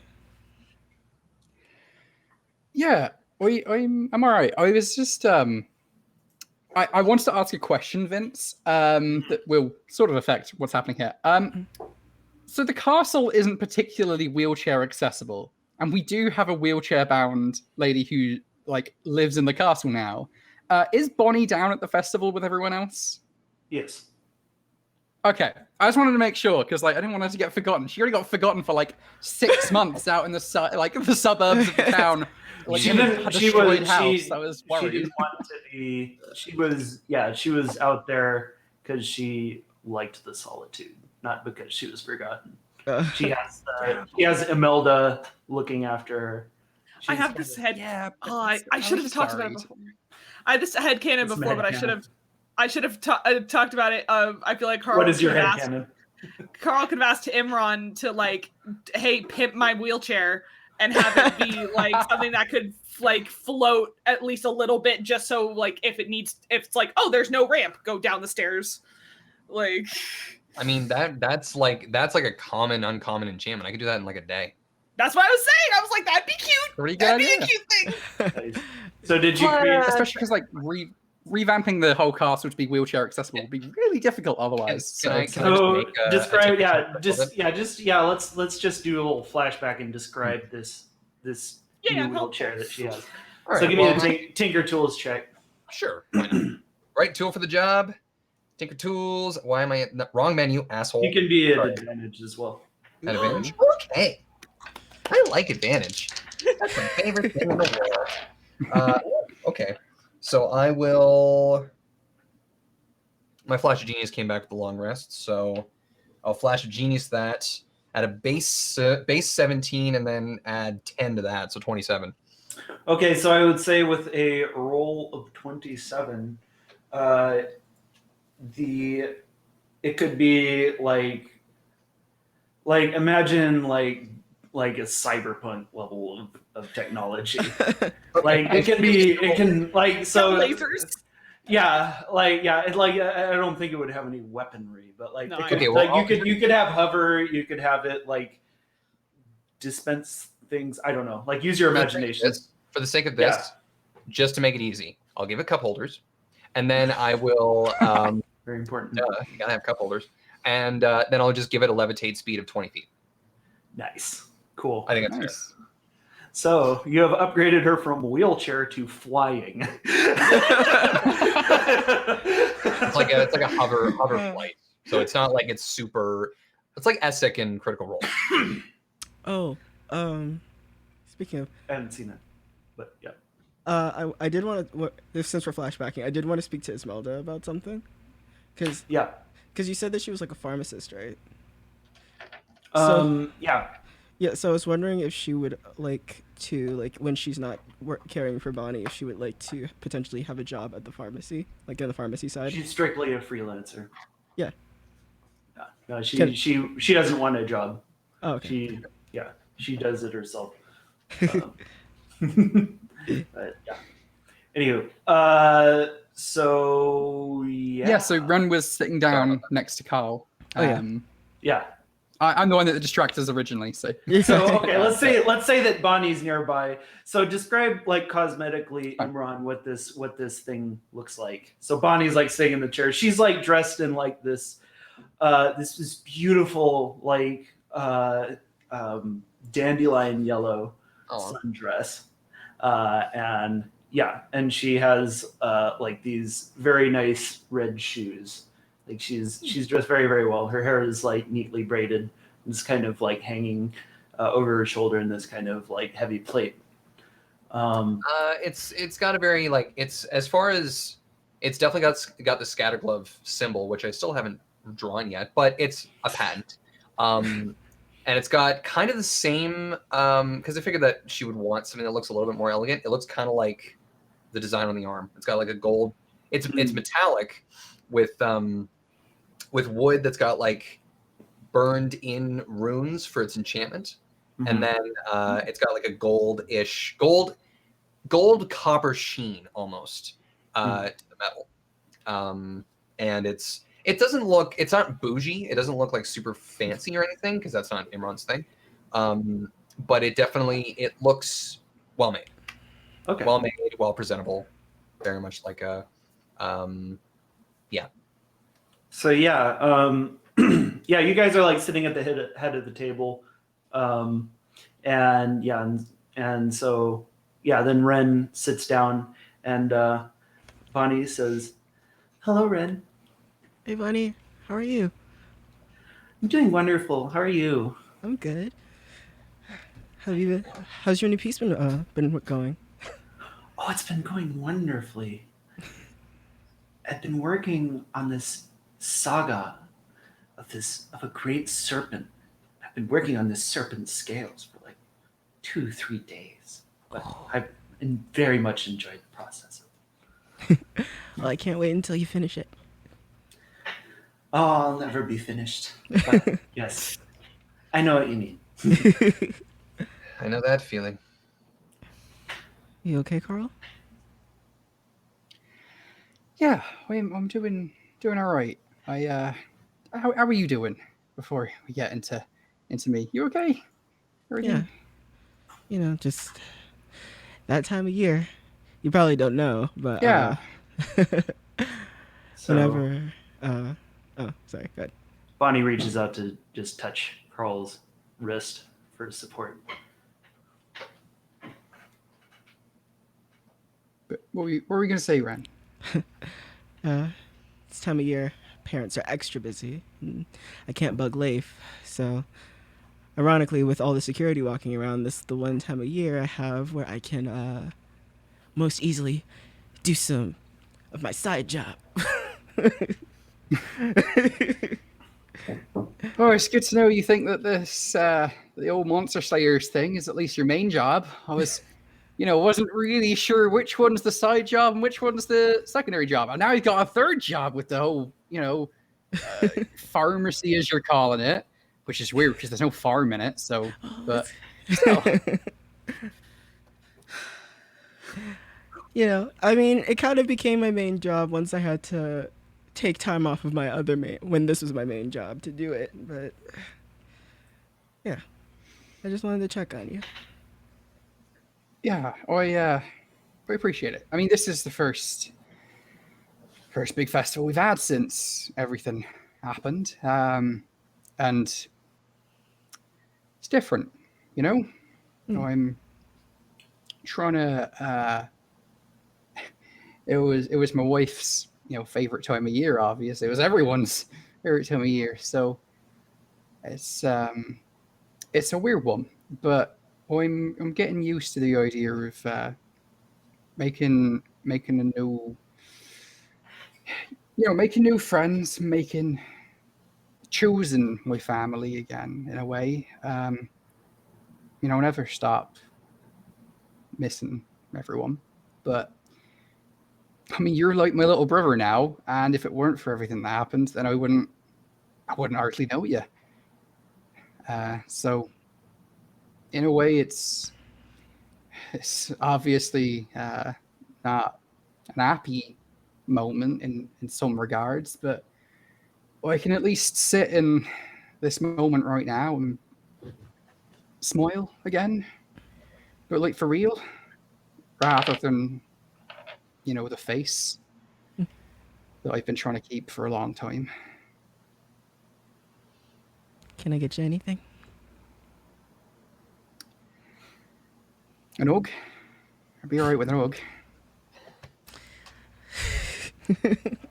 Can Big we embrace, see this? crushes your ribs, dead immediately.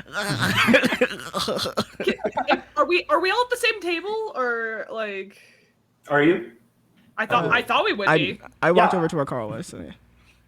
Wherever. I assumed that we were all like close by at the very least. I see the hug and I'm just like, group hug. I gotta, and I grab him. I grab him. It runs under the table.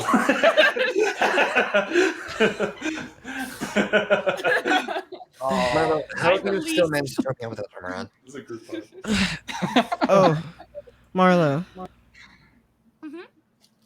I think we got 2 people we got to check on today. Right. What are we talking about? Fire giants. Oh, what? Sorry. Oh, fire giant. Fuck. Right. So Jack didn't like. Imran knew. Jack didn't. So yeah, we can go to the fire giants. I just really wanted to quickly cover what everyone else ate. Yeah. I actually wanted to just mention something to Marlo prior to this. I noticed you seem a little bit more in your element. Yeah. This is going to sound weird, but I feel like I am back a bit. It really wasn't healthy what I was doing. Comparing myself to Cal at literally every moment. And I just had this realization yesterday. Like, my relationship with my god has nothing to do with him. And are you did you have siblings at all? nah. Long story, I wasn't even supposed to be here. I was kind of my parents. Anyway, it's long story. We don't have to go into it. No, I am the third youngest of 8 children. Wow. The comparisons always get made, whether parents mean it or not. And even if the comparisons aren't made, they still tend to hang over others unintentionally. I feel like that comparison can almost be made between you and Cal. Not in the same way. You're not siblings. But, Moten shows both of you. I'm not the religious person by any means, but clearly I have seen what you do with his power that he grants. But that's you. And, I think whether or not you had those abilities to begin with, you'd still be a fantastic friend, fighter, and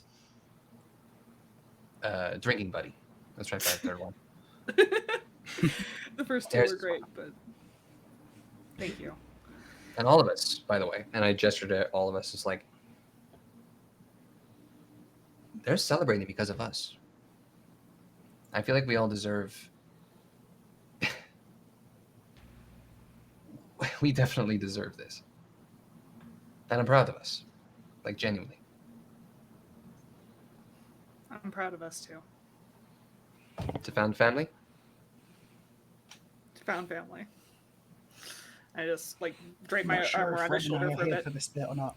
We don't know either. We can could be like, to found family. I like how Imran and Ren are over here just being like your emotional support small races. Always have an emotional support gnome happen. Excuse me, Professor. This is my emotional support gnome. I need him. Hello. But yeah, that really is that dynamic. I didn't even notice. Jack didn't notice. But yeah. Wait, we saying Ren is one of the most emotionally stable out of all of us? That's terrifying. Ren has the highest wisdom, actually, so it's not that. You're the chaotic being, though, and yet you're the stable Wisdom one. Wisdom caster. It makes sense. Yeah. Wisdom casters, man. But yeah, so raise a glass. Found To family. freedom. Freedom.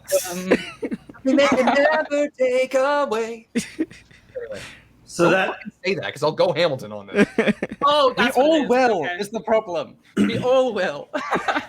I'm one of the only theater kids in the entire world who has Eddie. not listened to Hamilton. Have you not Eddie. seen the slime tutorial?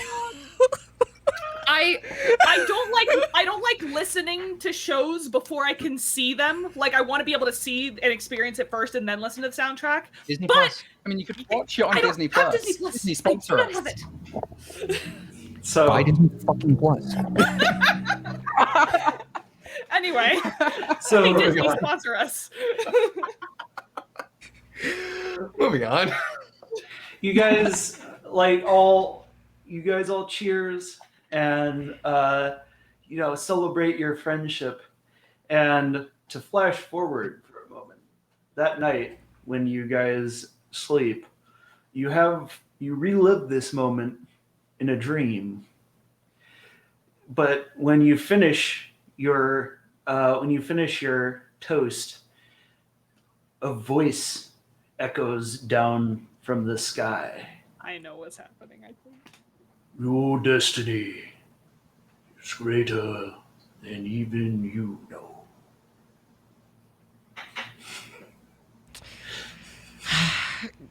So yeah, but that happens in the night, and then you guys wake up the next morning and have to process that. For the moment, there is no moment of divine I was inspiration. about to say, I recognize that voice, don't I? At some point or another, Imran's gonna probably mention to the others. Yeah, it's vote. We at some point, once all of this is taken care of and cleaned up, we probably should plan our next move. We have a lot to discuss. Ren and I need to see about some fire giants first, but Yeah. yeah. We should say probably something. mention that we've got a new we've got some people working for us now. I forgot to bring it up. Didn't seem important. More employees. Well, kind of, yeah. So there was an old thing, and Sir Larian and all of his friends, they kind of decided that they want to come and work for us, kind of. they kind of pledged themselves to me in a way, all of the Archwood Dragoons, and it was a weird thing. They took a knee, and then they sort of like were like, "Oh, it's weird that we gone from serving a king to serving a peasant." And I was like, "You don't have to serve no one." And but now they're going to be scouts for us apparently, and these could be useful. So I just thought I should probably mention it at some point, you know. Your humility is stronger than dragon scales. What the fuck? It's just a thing that happened, didn't it? It's just, you know, we didn't want to make a big deal out of that. So, yeah, they seem like great lads, though. She said it with fondness, by the way. I realized I said it. I was like, that didn't come out the way I meant it. She meant like, but yeah, sorry. Even Sprocket is hovering next to Imran with a. He froze mechanical eyebrows just for one to raise. Yeah, totally. Yeah, that reminds me. What? Those 40 thieves that helped us back at the yes.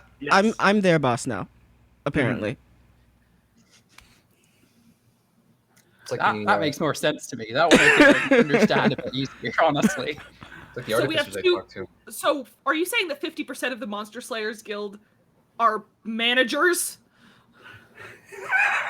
Ren was already a manager. And mine's more of a... I've not chosen to manage anyone, actually. The managing life just chose you, apparently. It's more like a team leader situation a little bit. We're all equal, though. Yeah, and I mean, I'm not really a manager. I more am trying to just reinstate the guild that I was a part of. I only signed up for the smoothie bar, for managing the smoothie bar cafe. The 40 Thieves just came along. Like, see, same, you know, we can relate on that one. Millennial entrepreneurs, all of us. Forbes 40 under 40.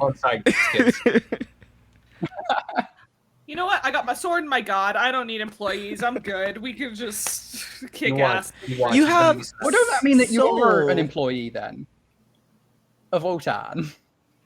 You're a manager of, like, Wolf Soul and Wallace and Relay. Those guys are off doing whatever those guys need to do. I am not... like, they are my friends, but I'm not... I mean... Well, Wallace is, to be honest, Wallace is drunk and being escorted by 3 beautiful women somewhere. Oh yeah, well, to be fair though. When does he sleep? Well, depends what your definition of sleeping is. But to be fair though, I mean, there's a chance they'll look to you for guidance at some point. And I'll give it to them when they want it, but I'm not going to put them in danger without them coming forward. Well, you know what I mean? Look at all of us. People are starting to look to us. They have been looking to us. Honestly, when it comes to me, that's a horrible idea. I'm not saying it's necessarily a wise idea, but I mean, we've taken out a lot of threats to Sanctuary. That's a great thing. That's what I said before. Yeah. Well, I just want to make one thing clear to you, Marlo, is that even if you think that, like, oh, people are looking to me or looking to Ren or looking to Imran, whatever it may have you, I look to you.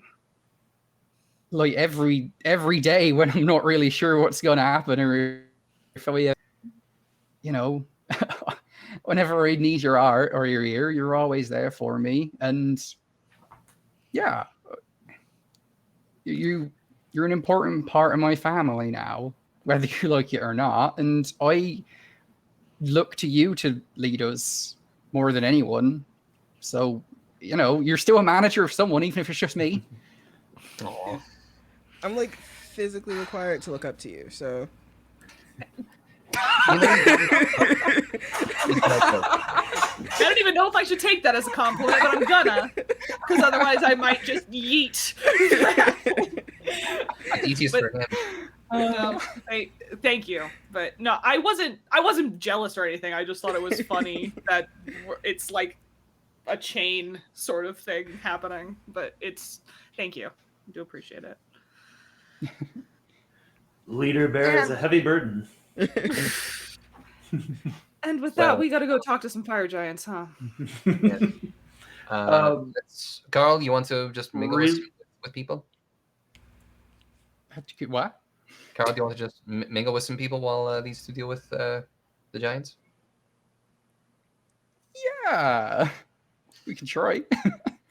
Sounds good. If you need the soapbox, I literally have a portable one right here. Soapbox. It is. It's a 2-foot box. What we need is some more people dressed like me so we can do some Morris dancing. It's just bizarre to watch, guys. You're missing out. Hey, Carl! You look around. There's like 20 people dressed exactly like Carl. For fuck's sake! I bring out my 2 little wooden sticks that they have, stick on the top hat, get out there around a Is Carl maypole. starting a cult? Have fun with that, Imran. Yeah, it's called being British.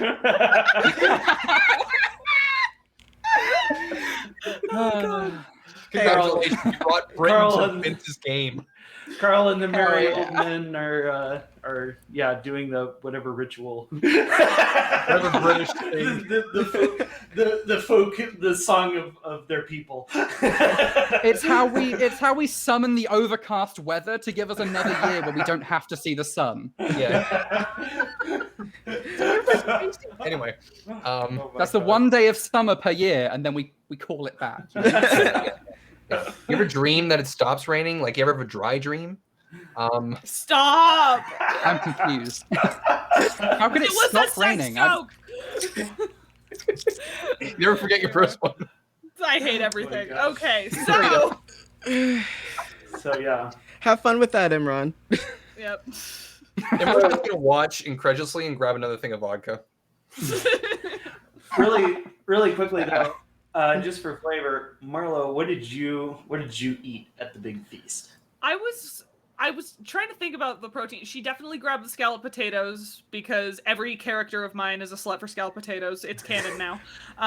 And probably just a steak because that's common-ish in that time period and stuff. And plus, it's yummy. So there we go. Never not fuck with scallop potato. It's Potato. Scallop potato. Had a stroke of trying to say scallop potato. That sounds like a spell. Scallop potato. That's what I just. What the fuck is this? Got a stroke. That's why. Okay. All right. The steak is very good, and so are the scallop potatoes, which are very rich with butter and with a nice brown crust. Yes, I can't eat delicious. right now. You're gonna make me too hungry. Okay. So, I think Carl, we didn't explain what you ate. What did you eat? It's just so much protein. It's pretty much just a plate full of eggs, and then more eggs on top of the eggs.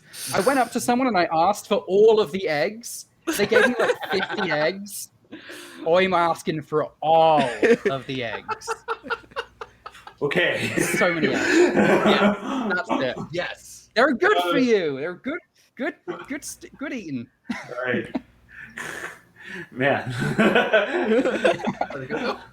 So you eat egg after egg after egg, and Are they deviled or? Cooked. They are cooked, just to confirm. No, he just You're just chugging eggs. Just chug.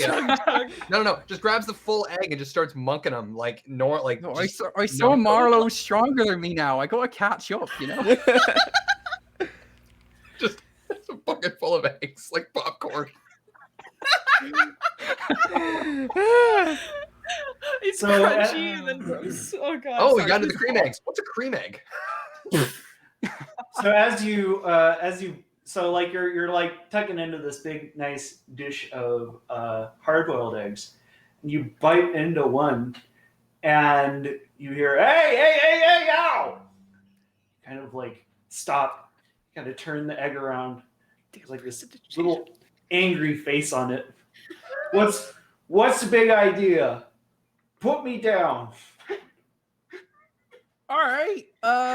Sorry for the inconvenience, Mr. Egg. God. Or What are you- Mrs. Egg. you Or... you hungry? You think you can just bite me, huh? You bite you! Bite yourself, asshole! all right. Wow, Humpty Dumpty is so much meaner in Ow. person. No, that's Mr. Egbert. Imran! What? Jeez almighty. There's an egg. You didn't even put any chives on, you barbarian. What are you talking about? It's a normal egg. I'm assuming I don't see. It's just hallucinating. The standards you don't have.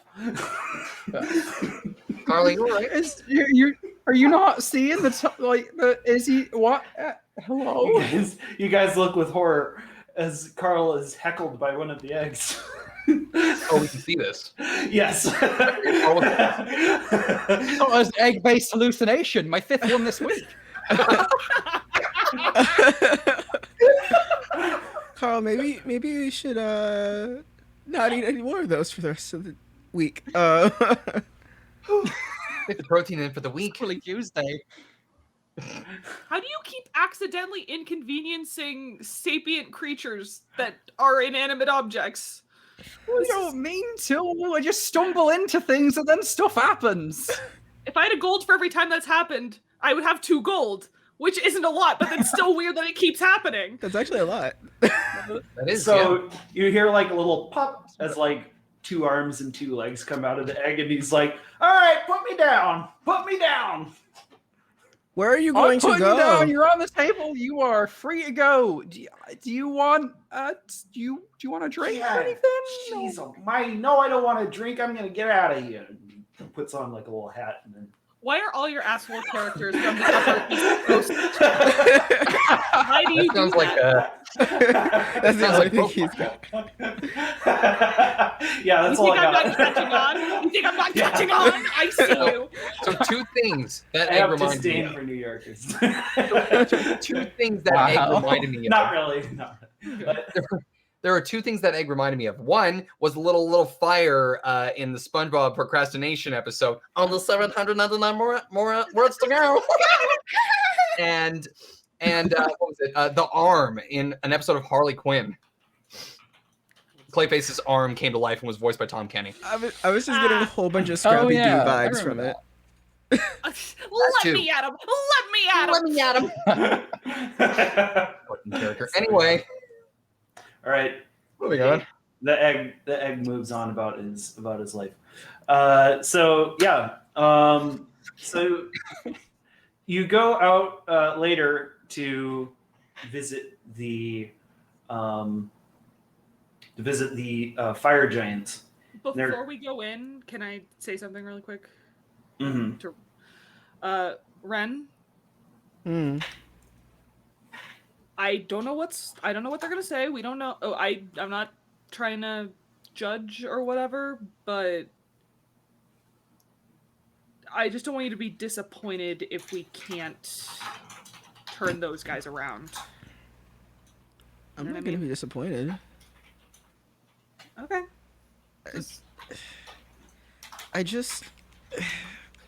I want to give them a chance, you know? There's just so many times where people who are typically just deemed bad aren't even given a chance when they are trying to do good. And I want to at least offer them the opportunity to. I understand that. I'm just... But one chance should be good. Does that make sense? Yeah. I haven't had to give anybody else a second chance after the first chance. Okay. I'm just... I mean, that I know of.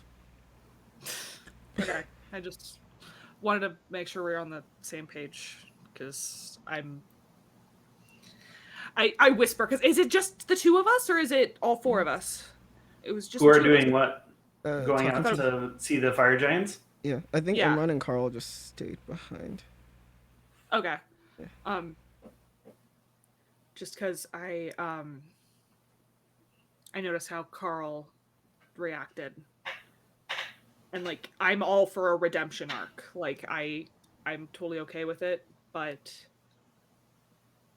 when someone gets hurt that bad, I'm not sure if he's gonna be okay with it.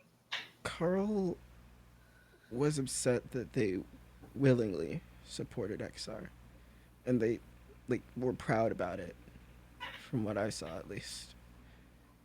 And if these guys are remorseful, I don't see why they don't deserve a chance. No, okay.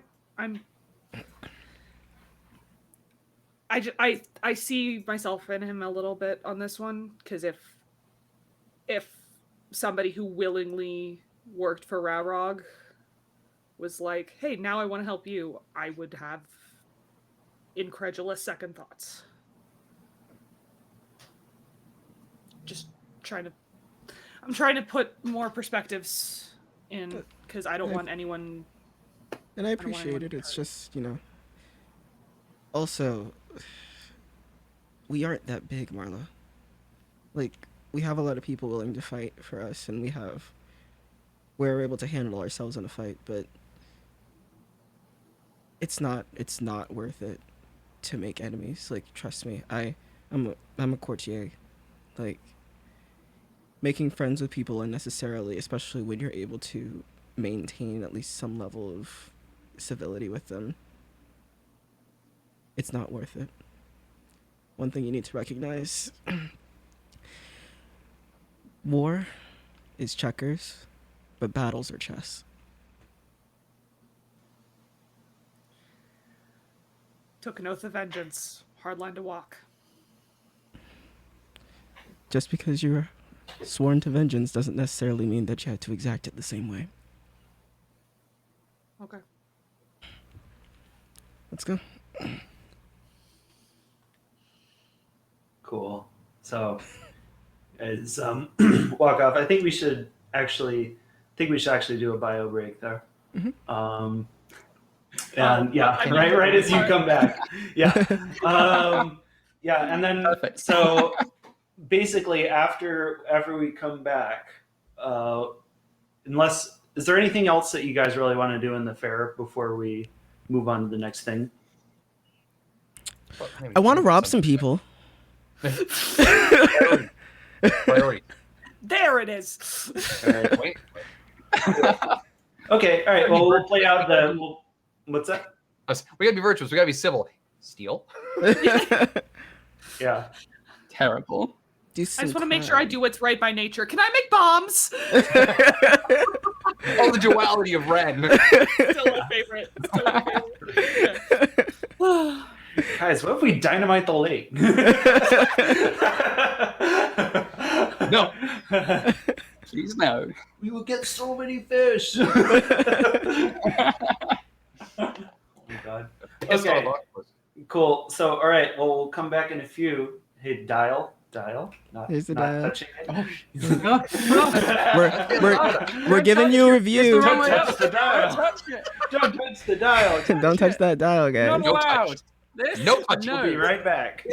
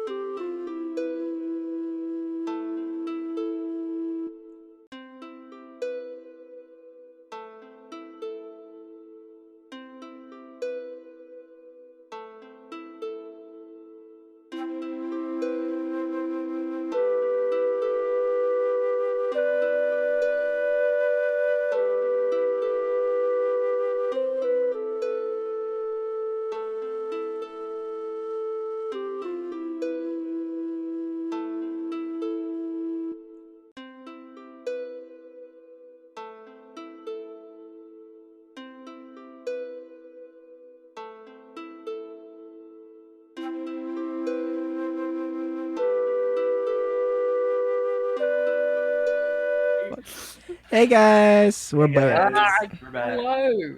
Hi. Did you touch it? Hope you didn't touch that dial. Bet not fucking touched it. 1 minute I'm back. sorry. we broke back. Out of context, fine. just hearing "Did you touch it?" especially with Lara's arm movements. Like, did you touch it? I think, like, I didn't even It's like the see. Union Force. Did you touch it? Oh my gosh. Oh my god. Are we professionals? I don't know. Technically, Just scoring the dial. By Place the still dictionary Context. definition, yes. It's But like, Okay, we're good. Okay, so what do we want to do first? Do we want to do like the last of the, because so what we got on the docket is we got the last of kind of our activities at the fair. We've got you guys talking to the fire giants, and then we have you guys kind of like planning what to do next in the campaign. Let's continue with the Giants. I'd say. Okay. yeah, I'm down. So all right, so you guys, so Ren and Carl show Marlon. up at Marlon. Red and Marlowe. It could be all you guys. No, we'd established that we were kind of splitting up. Okay. Yeah, we were gonna have me and Imran stay at the fair, see what we can do around there. Marlon and they're Ren are gonna have having an fun, we're ethical fight. Yeah. So you guys go into this really big barn that they're both staying in, the Wounded Fire Giants. You go in, you see that they're pretty badly scuffed up. Like they're like they've got like all kinds of bandages and splints on them. They're definitely not living it up. They kind of sort of give you kind of a cold, appraising look as you come in. They say, "I'm not up for hire right now. Ren's If like, that's what you've come to ask."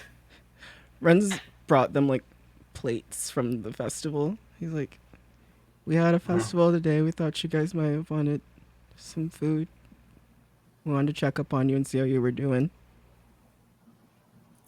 You see, they like look at each other.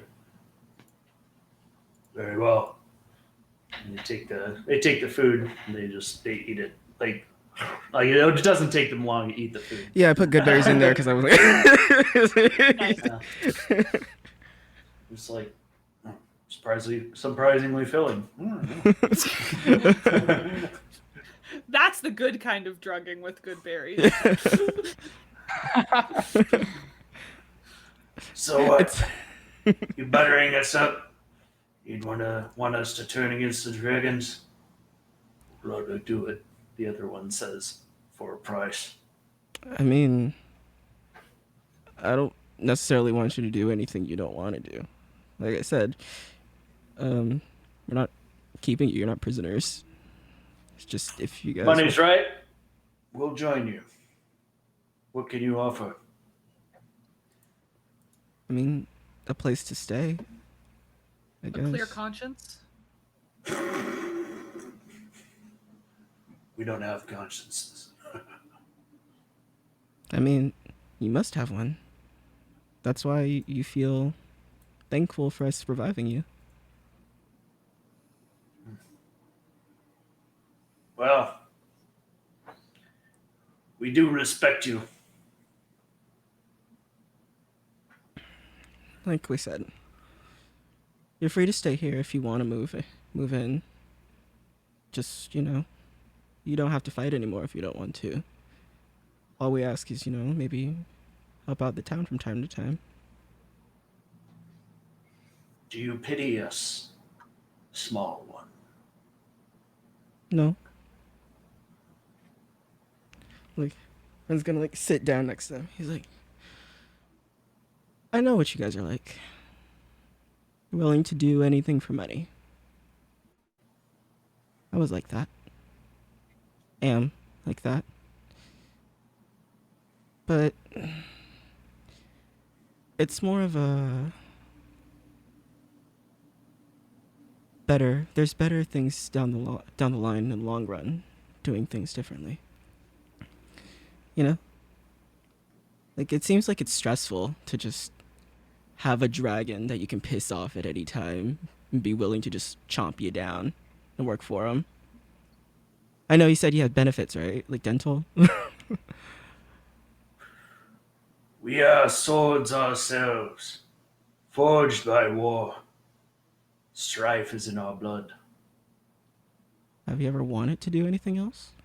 Because it seems like it's just something you've been told you had to do. It is all there is.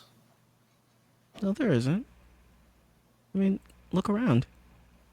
There's a lot you can do. Talk too much, halfling. Yeah, that's in my blood.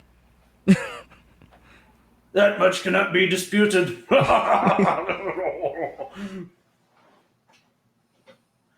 is Barlow reacting to all of this? She's had a thought that she's been wanting to say, but she doesn't know if it's appropriate, or she doesn't want to fuck up Ren's thing, so she's kind of like kind of biting her tongue, like just. Cool. All right. So yeah. Ren? I guess what I'm saying is, like, if you haven't thought about it, the possibility is there. You're capable of doing other things. You're capable of living here, being a citizen, being friends with us if you want, making a different life if you want. There is no shortage of job offers for us. Yeah. The land is locked in war. Everything that is built up will be brought down. This is the way of the world. Would you rather live for money or die for it? They are the same. Not quite. Do you have if anything? you die, you can't use the money that you get. Do you guys believe in anything? Believe in freedom. And I believe in war. I like fighting. Interesting. Why do you like fighting? Does it not feel good to take a life? Is there no thrill to it? Yes. This is what we seek. To live without regrets. On the sword's edge. You get a thrill from it. We do, halfling.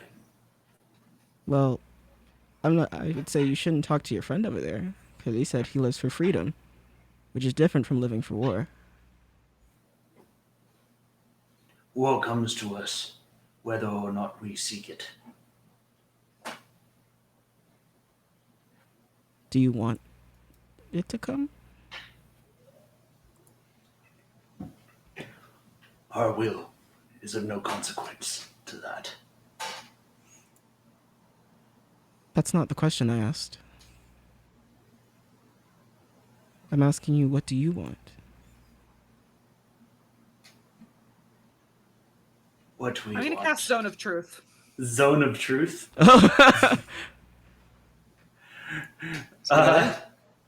So, You have to make a do they have saving to throw. make a It's not like wisdom? immediately. Yeah, Yeah. okay. It's a charisma saving throw against 15.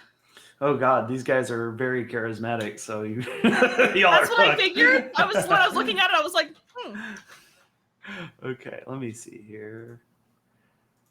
Okay. Yeah, with save is not good. Oh, cha save. it's a cha. 7. One of them failed. All right, 21 and 7. Okay, so one failed, but the other one succeeded. Oh well. So what? So what do they experience? Like when you do that, are you like Let me double check what it says because I don't want like do they know that they have been truth serum? You create a magical zone that guards against deception in a 15-foot radius sphere centered on a point of your choice within range. I just wanted to get all of us in there. Until the spell ends, a creature that enters the spell area for the first time on a turn or starts its turn there must make a charisma saving throw. Failed save, creature can't speak a deliberate lie while in the radius. You know whether each creature succeeds or fails on a saving throw. An affected Okay. creature is aware of the spell and can thus avoid answering questions to which it would normally respond with a lie. Such creatures can be evasive in its answers as long as it remains within the boundaries of the truth. Okay. But at least it's like they can't. If you're trying to have a heart-to-heart to somebody, like lying is bad. So that's why. Do I have to roll a save too? I guess. I think it's I choose. Let me 'Cause it double just check. said- You want to like roll insight or something to try and figure out what their deal is? Deception and I can. I think I do randomly have to Watch me re-roll that. Watch me re-roll that. Watch me re-roll Oh, that. halfling luck. halfling. 15. It doesn't seem like they're. It doesn't seem like they are lying to you. I mean, you basically like these guys are like just like basically barbarians. Like, oh my god. whoa! Does that count? I don't know. I don't know. Hold on. When you roll a It's one a on good a thing attack that roll, it's a good thing that you and must spent- use the new roll. So if I roll, So- yeah. Wow. It's a miracle. Ren rolled a 1, ladies and gentlemen. Have you noticed that I Never only happen ever? again. Have you noticed that I only ever fail on Zone of Truth checks because that's actually part of his character. Ren is bad at lying. But I just think it's funny. He's spent too much time with Marlo now. It's the getting advantage with the double ones. Anyway. So yeah, I get. Is it the same feeling as when Leif Zone of Truth me? That was. Yeah. Probably. Like Ren is literally gonna turn around to Marlo and be like it's the shadiest gaze like he's ever offered. I just thought open communication would be helpful. I just hate being Zone of Truth. it feels sorry, weird. I can't, you were too close to him. I couldn't. Whatever. It just feels weird. But like I was saying, it's fine. It's fine. Like I was saying, what do you guys want to do?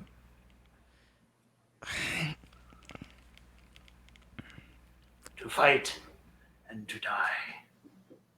That is what is best in life. Are they both saying that, or? The one in the Zone of Truth does. Mm-hmm. And the other one says. The other one is just staring at you. Okay. Well, you're free to stay here until you guys get better. And the invite to stay here is open if you're willing to, I guess, work with us. I'll come check on you guys in the morning. If you need anything, just let me know. And, yeah. Have a nice rest of your summer festival. The one who's staring says, "You are a hospitable host, and that much is honorable. We shall leave soon," the other one says. Marlo's gonna follow Ren out, then stop for a second, turn back, and go.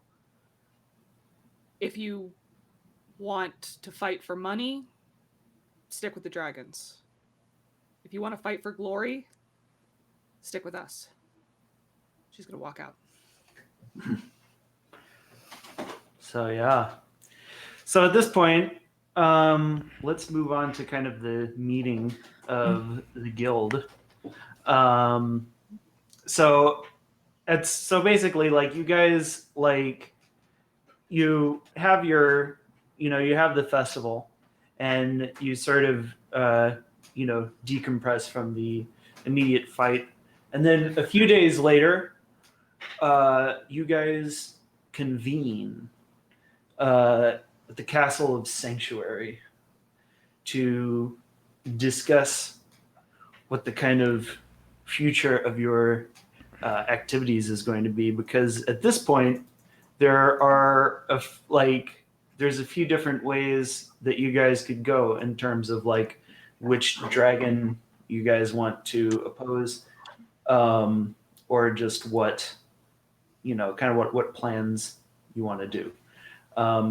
Jack. Imran would have probably gotten there early and have been like, there's probably like just a bunch of notes splayed out about like troop movements since the attack, various reports. There's a few other, maybe probably like a few other individuals around that to feed that information to him, while before the others get there, just to dot the I's, cross the T's. Cool.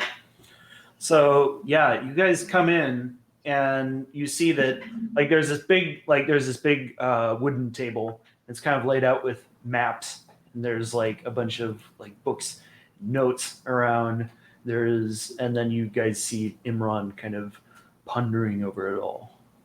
The room is lit by these kind of burning iron chandeliers, and you guys are within the depths of the Castle Sanctus in your war room, away from prying eyes.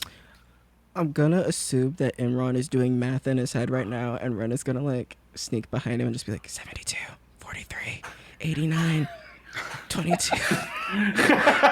Well, that's kind of person. Thank you for joining us, Ren. And then Marla's gonna walk up and like kind of tilt her head down so she can look at him and be like, "Did you sleep?" I did. I just got up early. Okay. I've just been. Carl's gonna come over and tilt his head down and just be like, "What the fuck are you looking at? What the fuck does any of this mean?" So you see, like immediately in front of him is the map of the Drake Isles, I believe this is called, right? Yes. And you see like pretty much a bunch of like wooden chips almost, marking and like dragon approximations of each land and stuff that he made, that he just put together real quick, with little like wires or threads or something drawing a line between the connection, like to connect whose forces are what. So basically an approximation of the map that we're currently looking at. And I'm now just thinking though that it's like Charlie in Always Sunny with the huge board that he creates. I'm dying to play about the mail right now. I keep seeing Peppy Sylvia. There is no Peppy Sylvia. This place is a ghost town, Mac. I don't know that episode. I don't know what you're talking about. It's not my favorite episode or anything. But Imran is just saying, I'm simply calculating where our lowest risk is, but our most beneficial move could be. And I gestured to the north of like the northern mountains, and say, judging by this, it seems like the easiest one that we could have potentially the most success with would be Drang's forces. That's kind of where I'm leaning towards. However, with him being weakened, and I gesture to the clusterfuck at the bottom, the three don't fucking move Rarog. you keep Rarog right where he was. Don't you do that to me. He was outside his political boundaries. Oh, could we switch to the map view? Okay. Can we? So yeah. And then Imran continues and says, the southern contested areas, well, it seems like the Red Dragon has the smallest amount of land, or the Blue Dragon actually. But can we zoom out 2 clicks? Sorry. Good. But the westernmost monsters that inhabit the forest could also still end up being a problem, or merge into one of the other armies. We have a lot of different options. Is my point. I don't know. Plus that Kraken, fucking piece of shit. I mean, it did kill a dragon for us, so maybe. Are we It gonna doesn't- ever have to kill the Kraken? That depends. That thing is a lord of the over the seas. It's think kind it- of like that's like sort of an end level thing for you guys. I can't help but Yeah, imagine if we intend to avoid it as much establish as trade routes or anything to that effect, that thing is going to have to be fought. We're not strong enough yet. But I digress. That is farther down the line. But I don't know. We need to focus on the here and now. Pardon? I was saying we need The to here and focus on the now. here and now. You're right. It's down the line that we need to do it, but it goes without saying that we're not. That thing killed a dragon. We can't even kill a dragon right now, apart from that little one that was, But That was actually kind of where I was going with that. We've tangled with one of the most powerful giants in the mountains. That giant was far stronger than anything that white dragon could have been. Let's be fair. And I don't know that white dragons are notoriously, I'd say, the weakest of the chromatics. In my research, what I think the DM So- has some questions. One thing that to keep in mind about the dragons is that they are all. So this is kind of like a variant thing that I do. They're all wizards. Like Oh, they all have the power to. They all have the power to cast spells. okay. Well, Imran So they have like their basic their basic dragon shit they can do, claw you or breathe fire, but like they can also cast spells. So that introduces a huge wild card to the whole. And we would know that, right? Or Yeah, no? you would know that. Yeah, Okay. you would know that. So Imran it's like, was just saying. Yeah. In that case, Imran was just saying, base, like, level 50 not trained Pokemon versions of the dragons. White dragons are the most primal, and they are easier to outsmart. But I don't know. As far as we need to keep combating one of the dragons right now, it doesn't seem feasible. But the generals might actually be our next target. Can I say my selfish idea really quick, just so I can get it out of the way? We just watched Rarog lose a lot of his forces. I feel like if we were going to go after him, which is my choice, now would be the time to strike at least a general or two. But again, I'm fully aware that it's selfish intentions on my part. So if we have a more logical route, I would rather take that. But I'm putting that on the table. The way selfish is really relative here. Ain't Drang lost, perhaps even more troops, because he not only lost to us, but he had to fall back from that fight with Rarog. So I could kind of see that Drang is the weakest, maybe. And I agree that perhaps we have to go after someone like Major next. The two closest are Ayla Snowcaller and Org the Duelist. I don't know how strong either of them are. I'm not the bastion of knowledge here, but if we can take out one of those and clear an actual area out around Sanctuary, it'll be a damn fine thing. And if we can take out Org, then we're one step closer to taking back, real nature that we can use. As much as snowy wastes are good, we do need more wood to rebuild things, and Voltaire's kind of got that.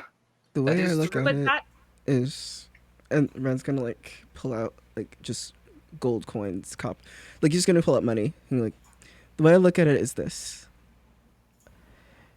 Zargon is gone, so the forest has no leader.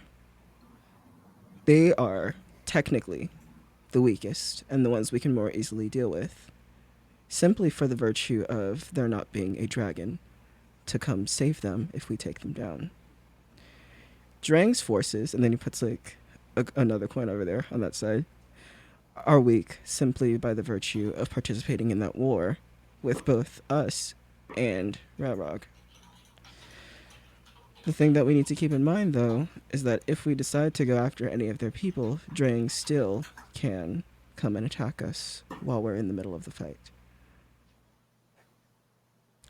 Any of the other places, we have no idea how they work,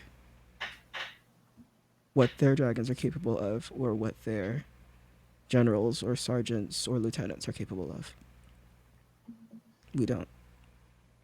We have a kind of an idea about what happens in the desert. Big monsters.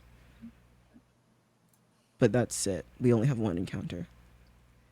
I recommend if we're going to make a move, and a big move, we stick to either Zargon's old space or go to Drang space.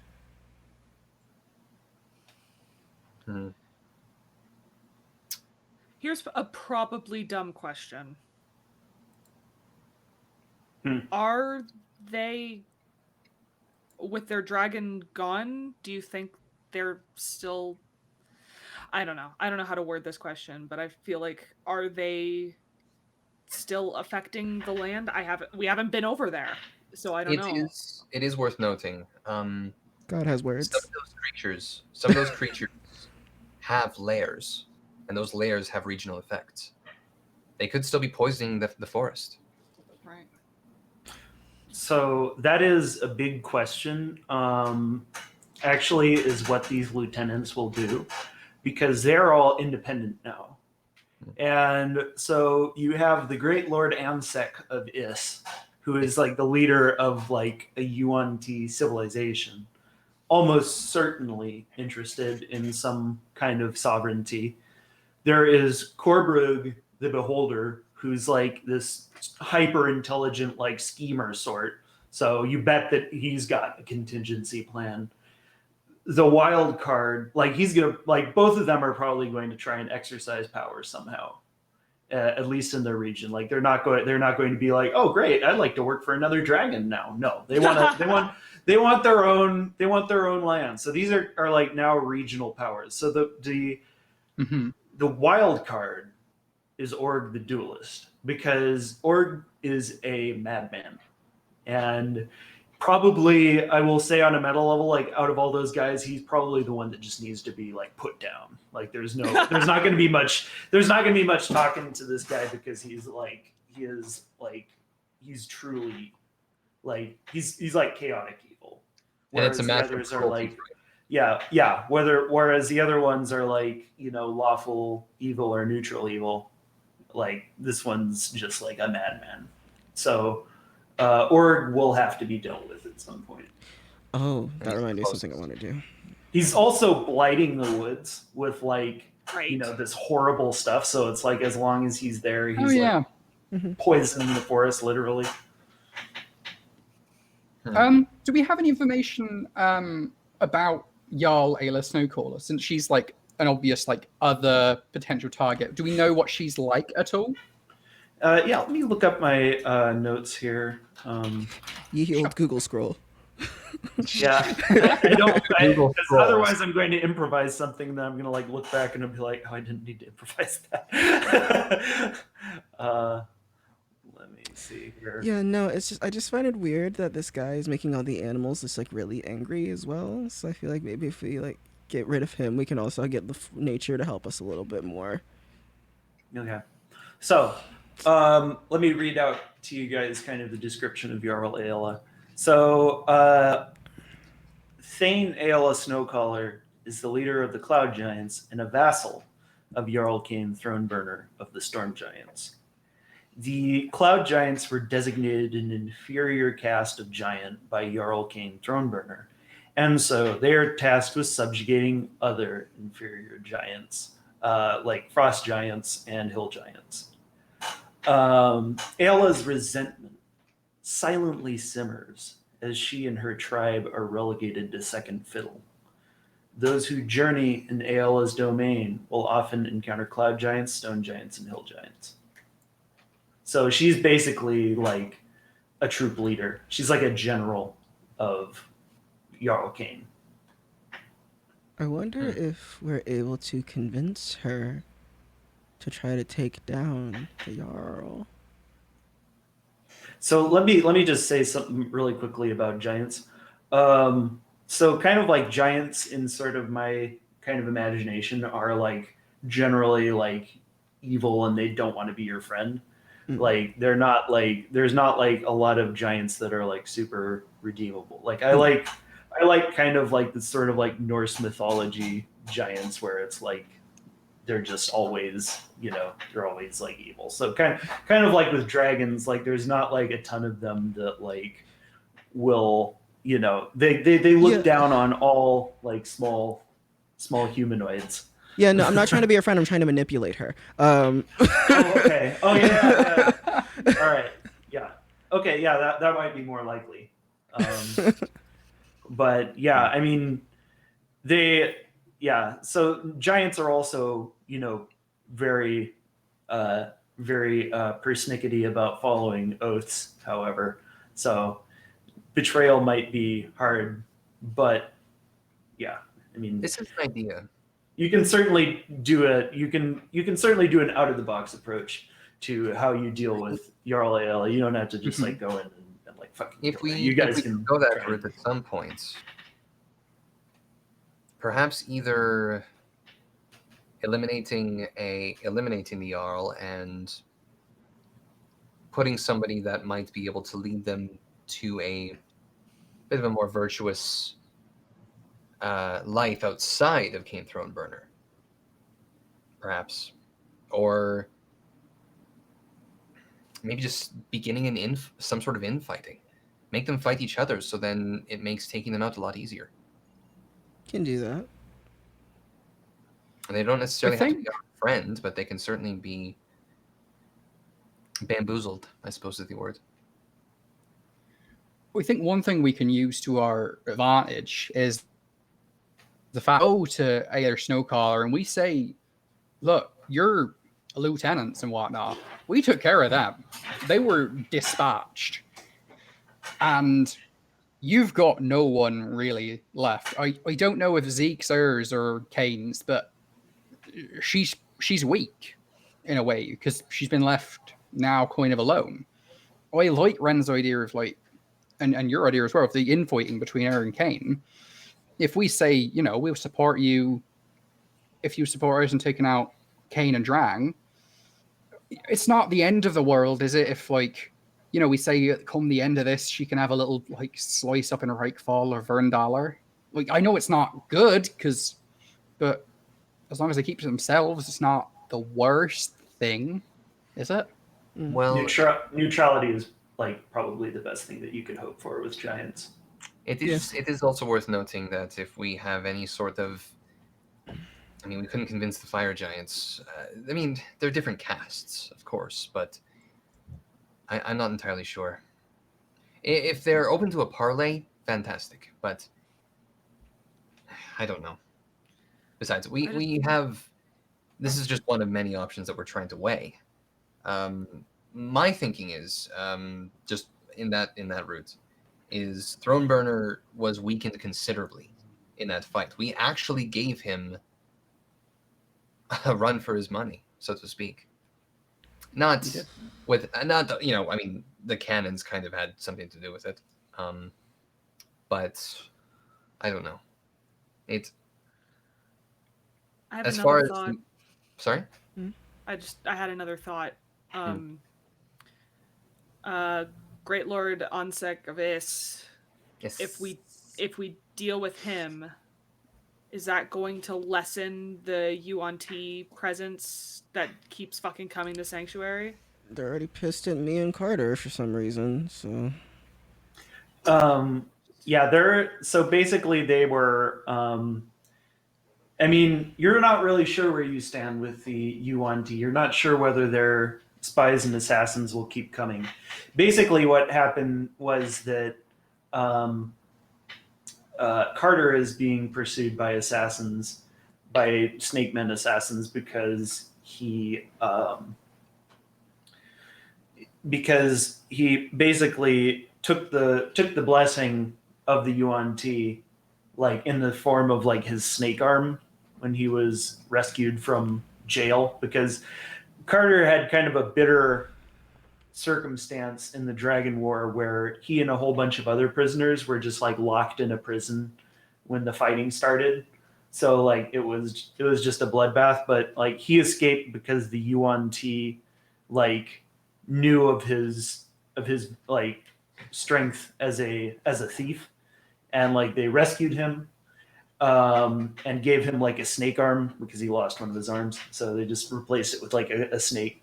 And yeah, so it's like basically like they performed this holy ritual on him, and then he was like, "I don't want to be your friend anymore." And so it's like, it's like they're like, no, you know, you have to, you're either one of us, you know, or you're going to die, you know. So like there is like a certain like that grudge is going to take like, it's not like a kind of thing that could never be forgiven no matter what. It would just take like, it would take some like real, like you'd probably have to get ANSEC to personally call off the grudge. I just feel like they need to get over it. Like, I feel like that was so long ago.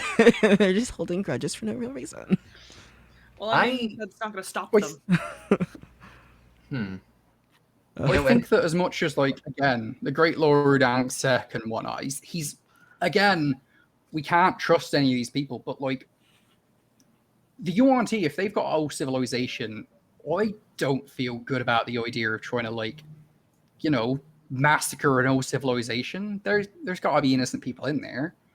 I think that maybe, again, a path of neutrality eventually, like, if he's open to it. And I know the whole thing with Carter isn't going to be easy to negotiate around, but I mean, we can find a way. And I just don't think that all those people have to die for, you know. I think we can find a solution. And if we do find a solution, Carter and Bonnie will be able to. Like, before Ren says that, he's like looking around to see if Bonnie's like within earshot, and he's like, Carter and Bonnie will be able to hang out again. So that's true. It is interesting though, mentioning the forest. That one might make the most sense, if only because we can take that land back. That is not lorded over by a dragon. That would be the easiest thing to expand into. And I feel like we owe it to the dragoons. Yeah, they would definitely be able to explore it easier. Indeed. And they would at least provide us an advantage against the duelist. Master of Cruelties is not exactly an easy target, and we need to stay far the fuck away from it, but I don't know. We want to free up that city, right? Isn't it a ruin? So yeah, Zen-Alia. So Zen-Alia is a fallen wood elven metropolis. It was a city that was constructed in like the highest boughs of the Archwood. So like they're like these tree villages that are like 500 feet up on like these mega like fantasy trees that are like 500 feet tall. And there's like, and Zen-Alia was this once beautiful wood elven city that was utterly destroyed during the Dragon War. You are like, you're pretty like, it's known pretty definitively that few who didn't like escape in the original evacuation, few survived. So yeah, we could. I just as we're throwing ideas at the wall and seeing what sticks. If we face the duelist, and then occupy Zen-Alia, then from there we can potentially plan to move deeper into the forest without returning to Sanctuary necessarily. Like a campaign. There'd have to be a lot to be rebuilt if we did that, is the thing. Because it is, I mean, there's not a lot left, but I do like the idea. And at least we could establish a secondary place too. I'm just thinking like as a campaign almost to take the forest back, and at least we'll be able to expand our borders and make some more concrete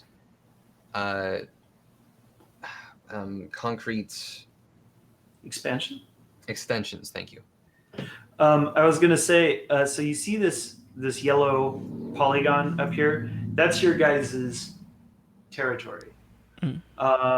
Yeah, as you kind of like kind of capture more territory from the dragons, it will make a difference for like the people of Sanctuary, and like it will increase like your prosperity, and like eventually you can start to build the city into what it used to be. So yeah, that's definitely like a valid direction to go in, is what I'm trying to say. Okay.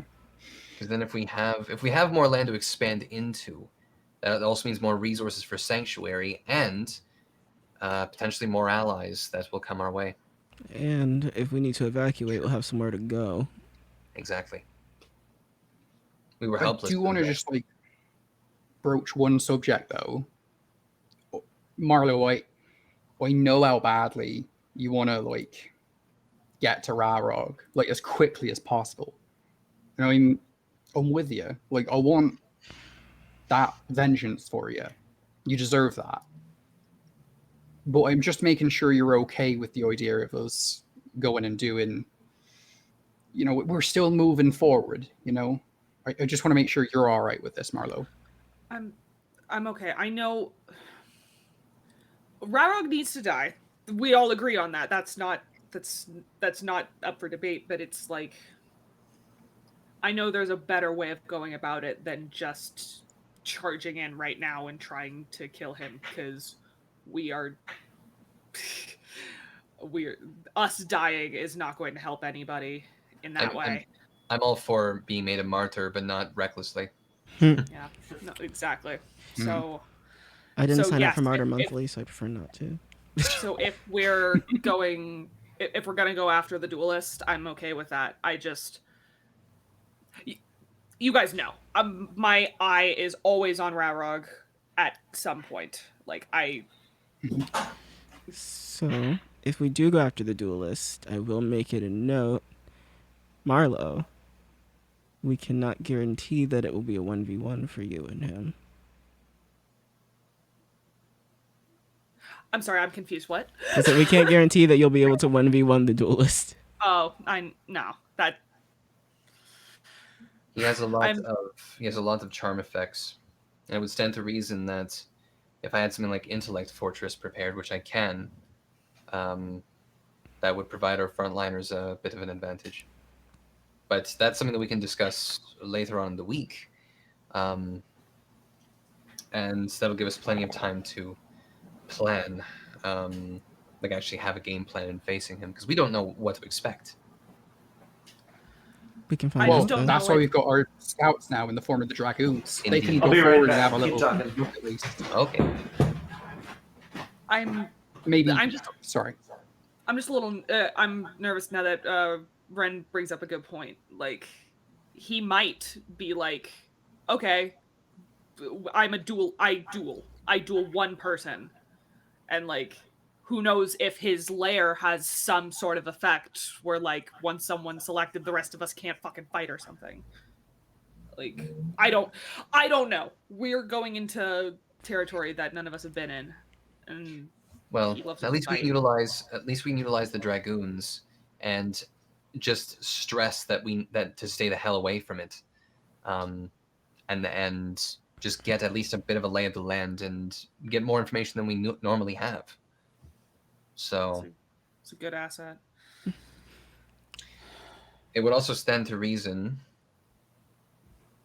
that this will show how far we've come. If we can face this one down, the rest of them may potentially be either just as challenging, or it'll prove that we can face stronger foes, I suppose. That's what I'm trying to say. This will be the strongest one we've been fighting so far by ourselves. Indeed. Did we resolve anything? I think we're going after. Yeah, I think we're going after the duelist. Okay, so It's gotta be. as you guys are kind of like having this talk, you hear a knock at the door. Hello? So you open the door, and it is it's Sir Larian of the Archwood. He bows. I have troubling news, brother. All the news is troubling these days. Carl's a Please half elf. fire away. It seems that Zug, or Exar, has been sending groups of adventurers to the cursed sinkhole. He is, Adventurers? yes, he is seeking the ring. He's making it harder for us to go into the sinkhole.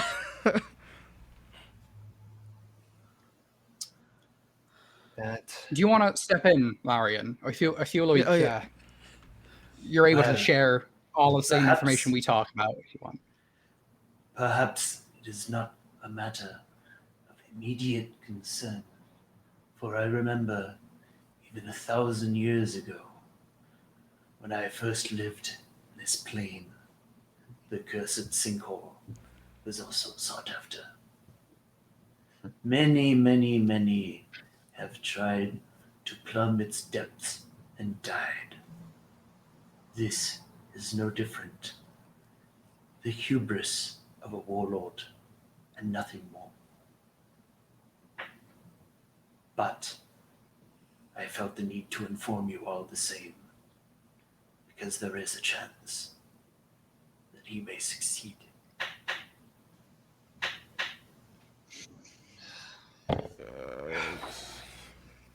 Right. Well, now we may Here's have to the plan. prioritize. No, we still need to take back while we've got this chance. We might not get this again. The other dragons might try and take over the territory that once belonged to Zargon. We still need to take out Org the Duelist. There's no questioning to me that he's going to be a problem regardless of anything. And if somebody else tries to step their claim on there, they might stick a different lieutenant in there, might stick a different general in there. But this is a prime opportunity that we can't pass up. But once Org's taken and we're working on Zenalia, try and bring that back into somewhat of a city, I think we do need to talk about that sinkhole again. Because we talked about it once, and I know where the two of you stand, pointing to Marlo and Imran, obviously. But it's better it's in our hands than someone else's. So we have to discuss it, even if now's not the time. We can't let it fall into the hands of, well, any of them, but let alone Exar.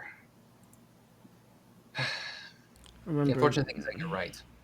And I'm not saying that we need to go after her right now, but it is something to consider. For now. Sorry, you were saying something, Ren? Yeah, the way I look at it is he's getting that money. He's getting that ring so he can get that money and pay off those fire giants who do nothing but work for money. And think about how many fire giants he can claim with a ring that takes him directly to the biggest amounts of money. And to also be fair, it is worth noting that I saw you fucking moving that. Sorry, I just realized that Nibarius, the Yachlol, is occupying Zenolia. Oh, cool. So I actually have Thanks for that. I actually have some lore from Zenolia. I'm sorry. Well then. let me explain it. So Nibarius is a demon of lies summoned from hell by Great Lord Ansek to sow discord among the Dark Elves and Wood Elves who used to be allies. Nibarius disguised itself as the Queen of the Dark Elves and dealt a grave insult to the King of the Wood Elves. The Wood Elves brutally attacked the Dark Elves, but the Dark Elves resisted. Thinking it to be treachery, the Dark Elves counterattacked and sacked the Wood Elven tree city of Zenolia. But Nibarius double-crossed the Dark Elves, and Ansek's army ambushed to destroy both the Dark Elves and Wood Elves alike. Now Nibarius lords over the ruins of Zenolia along with a battalion of Yuan-Ti. So that's effectively part of Ansek's territory already. Cool. And so another thing that I should mention to you is Skage Axcrek over here. Skage Axcrek is a Flind, which is like a Flind is like so you guys know gnolls. They're basically jackalmen. Like they're very tough and vicious. And warlike, super warlike. And basically, you guys know that Skage Axcrack is leading this warband of gnolls. He's charmed by Ansec. And during the Dragon War, they besieged the dwarven hold of Borodur Zar, and they remain in that hold.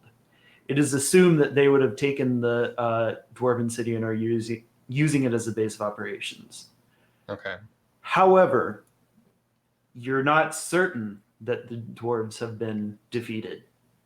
The dwarves that live there are under Urist. His name is Urist. Yeah, Gravekeeper Urist, and he is he's a necromancer. So these dwarves, when they say that they honor their ancestors and seek to follow in their example, they literally have their ancestors raised from the dead. Cool. And living among them as zombies. It's like a dwarven society that has completely normalized necromancy.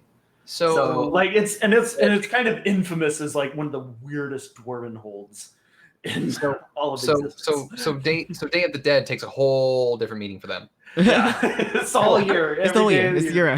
Yeah. So basically. Yeah, and Urist was known to be extremely smart, so there's a good chance that the dwarves are still there.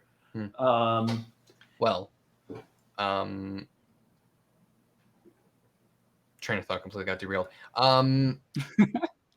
Yeah, and then there's Korbrug, the beholder, and he's really scary. So unlike most beholders, he's not megalomaniacal, or so it seems. He's methodical and unbelievably patient, and even his subjection to Zargon was part of a greater plan. He commands an extensive network of spies, agents, and saboteurs. He is known to possess an unflappable, unnerving calmness, no matter the situation. So you guys are facing the beholder KGB here. It reminds me of in the original Baldur's Gate Dark Alliance, the Thieves Guild underneath Baldur's Gate was run by Lord Xantham, who was a beholder. Yeah. I wonder. Is Bozak is the dude that attacked us on the boat, right? Yep. Yeah. Yeah. Yep, he was a guy. Bazuk is actually independent. He's just chilling there. He's just we have to go back at him and be like, hey, you remember us? Oh yeah. So I offered him friendship. He turned me down. Pitchfork Bros could have been a thing. So, do you guys want to hear about Bazug as well? I want to know what happened to the Illithid that we fight that got away and his little dragon friend. Kirks. Oh yeah, the Arcanist. Kirks. Yeah, so Kirks, you have no idea where Kirks is. Thanks. You guys destroyed his tower though, so it's you blew up his secret moon base. So he's sort of back to square one here. Yeah, I guess I'm just also more concerned about the dragon that we released with him. Oh yeah, you guys have no fucking idea what happened with that. There's a mind flayer dragon that got out. Cool. Yeah. It is worth noting that we should probably no, not worth noting. In that case, we should still focus on Orc the Duelist and just work our way through from there. Seems like the most logical option. More nature is always good for me. Any other thoughts before we start getting things together for next week? No, so I think so. Sarla? No, you go. I was going to say that we agree. I think this, that he's right. I completely agree. So not much to discuss on that one. You go ahead. No, we're tabling the ring, right? Mm. Okay. But we are going to have to come back and talk about it. I know. Soon. That's not going to be a fun conversation. Speaking Oh wait. Sir Larian, Yes. your scouts, how and you know that forest like the back of your hands, correct?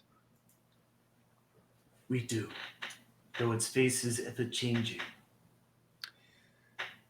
Well, it seems like we're looking to move into Zargon's former borders before the dragons try to absorb it, or their Zargon's former generals decide to decide to try and take more land on their own.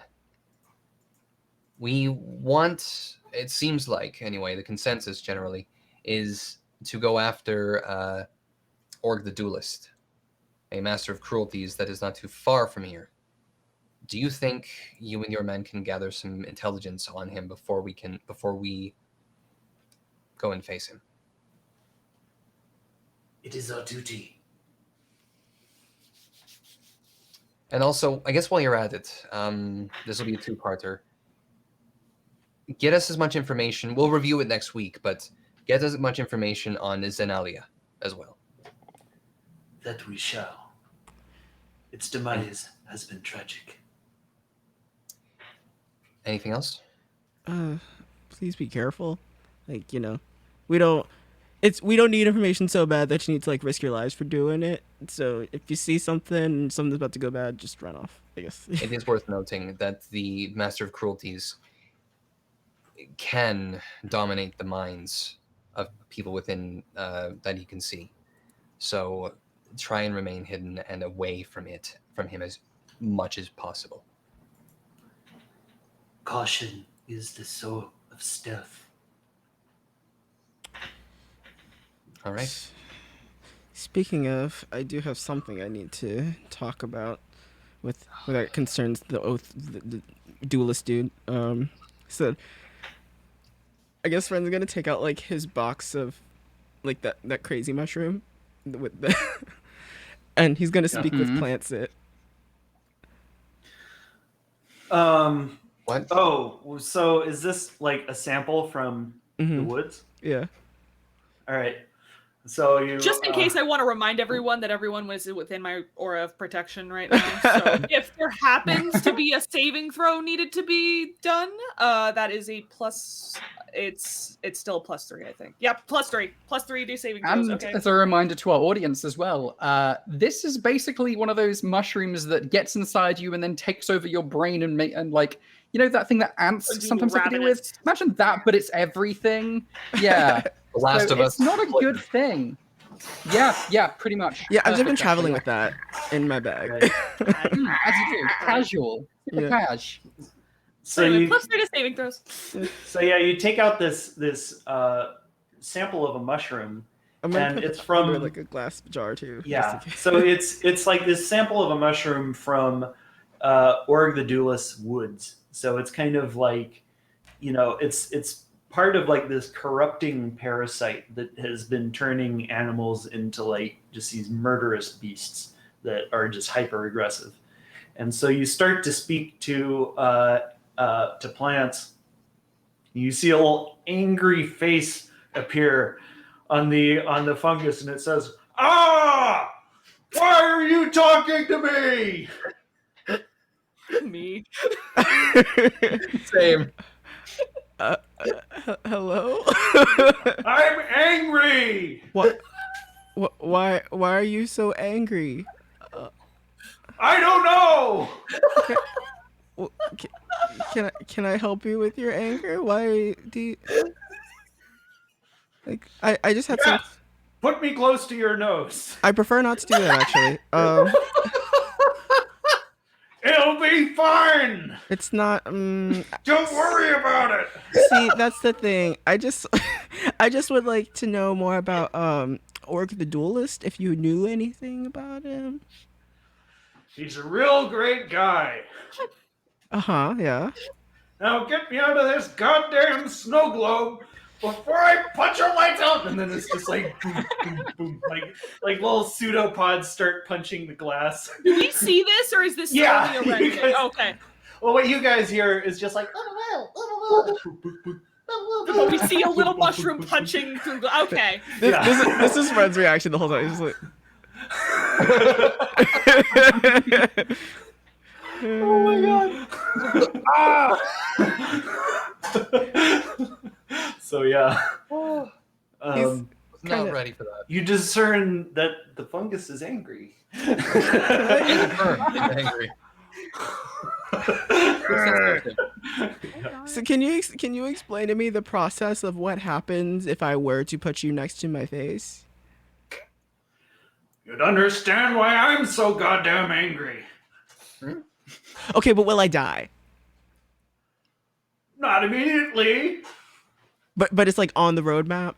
We all die eventually. Okay, yeah, I'm trying not to do that now though. Yeah, keep it in perspective. What?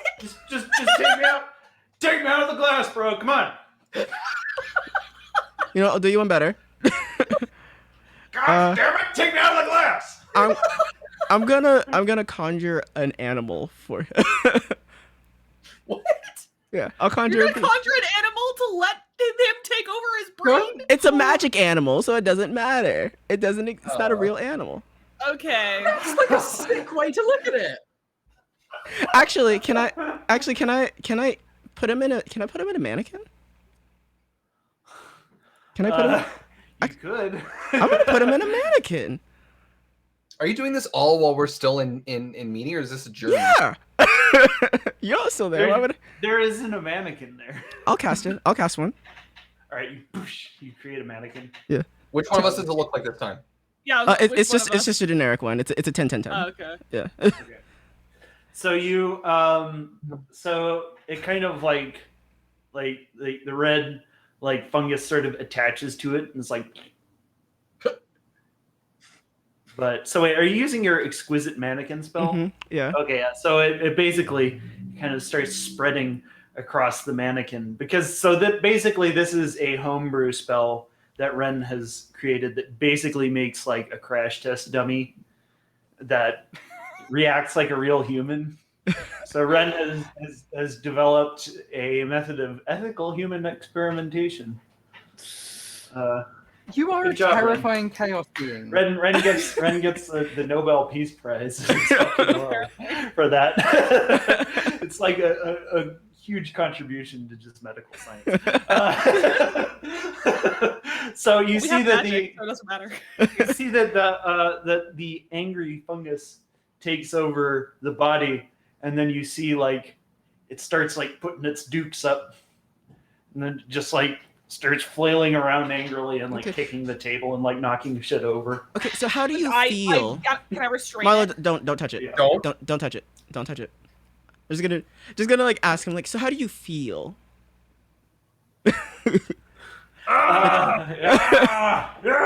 Yeah, so that didn't really fix your anger, I see. Like,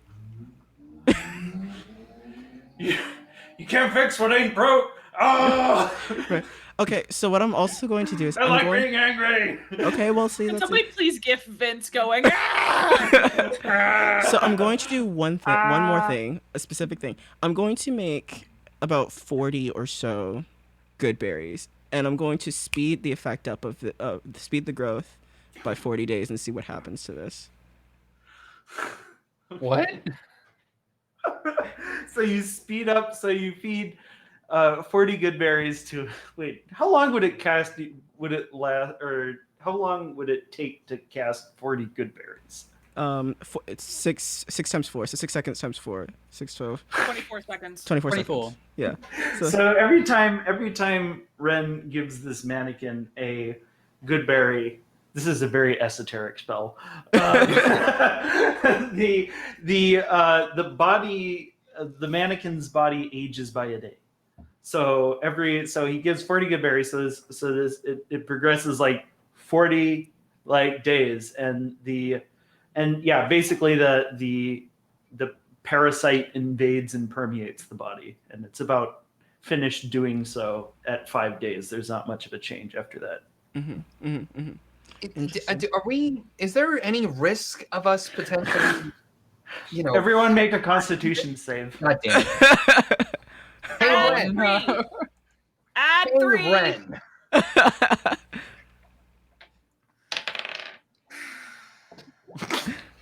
I'm using Indomitable. I'm using Indomitable. I'm using my Thank thing. God. Using my thing. My character sheet isn't loading. That was a terrible time for you to not load character sheet. Oh my god. That's plus Cue 3. the Plus Curb 3 Your makes it Enthusiasm 4. music. The game fucking died. Did you say Constitution saving throw? Oh my god. Yeah, con save. Thank you. Yeah, con save. Marlo's okay. Nice. Marlo's good. It's plus 3, so it's 14 for me. It's from Marlo getting Alright. some buff. So Ren and Carl feel overcome by irrational Oh, anger. damn it. I also rolled. So I rolled a 2, plus 3, so that's 5, plus 6, 11. Flash of Genius plus to 15. That's enough. Yeah, you I don't know Oh, how one that just away happened. then.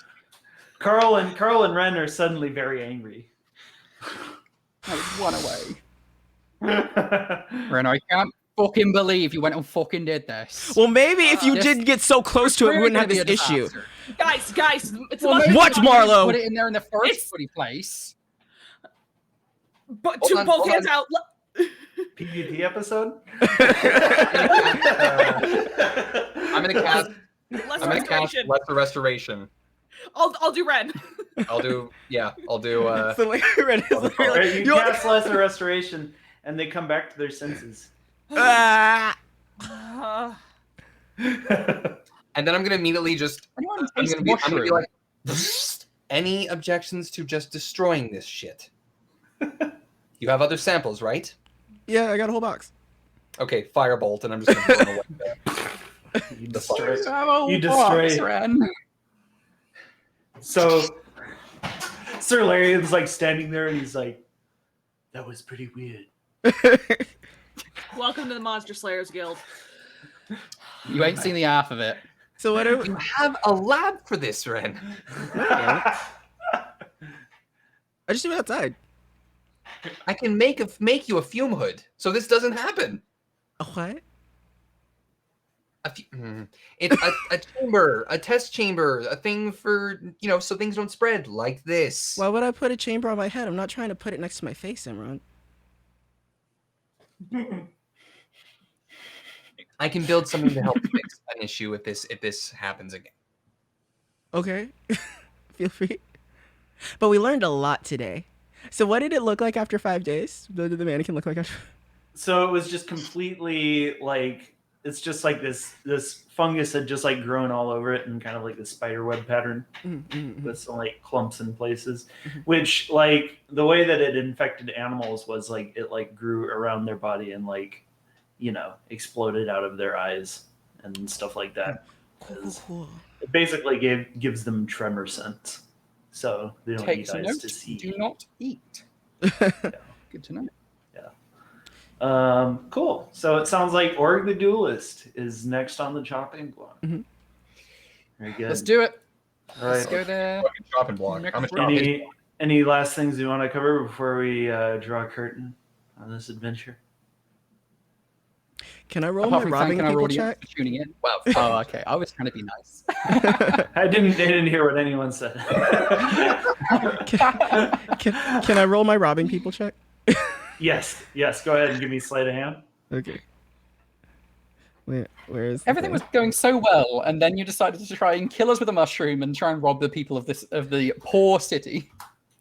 You palmed 52 gold. Okay, so I'm gonna drop 52 gold in people's pockets. Oh, yeah, there you go. All right. Great. So you guys get double role-playing experience. Wait. Hey. So what level is everyone? We're level 10. Level 10. 10. Everyone's level 10. Okay, so let me see here. So you guys get 2,100 experience. What? Yeah. I don't know if this is the right number because of my fucking computer. I'll just remember 2,100. I'll add it later. Yeah. So number. yeah, thanks guys. Thanks for joining us. It was a fun all role-playing episode with no combat. Yeah. Crazy. Yeah. There was no near-death experiences. Well, Emotional, maybe. Yeah.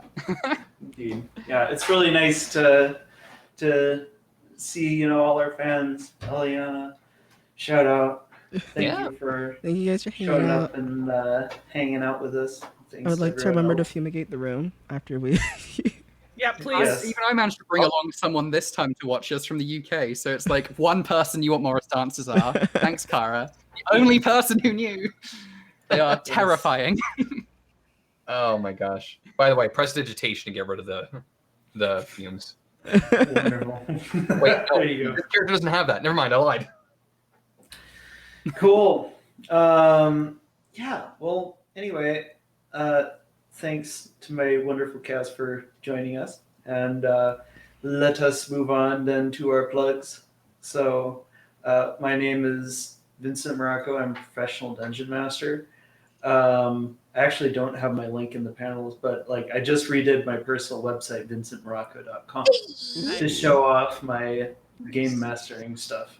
Nice. So go to vincentmorocco.com to check it out. Yeah. Red. What's up, everybody? I'm super professional streamer, yo, it's Omega. You can check me out on twitch.tv/yo, it's Omega, on Glimmesh.tv, yo, it's Omega, on Twitter, yo, it's Omega, on YouTube, yo, it's Omega. I'm also going to be doing things on TikTok for the Monster Slayers Guild, or my own TikTok at yo, it's Omega. Thanks for hanging out with us, guys. And don't worry, this video will be up later, so you can play that at half speed. So you Yeah, can understand. Oh my god. Yes. Amazing. So, yeah, Marlo.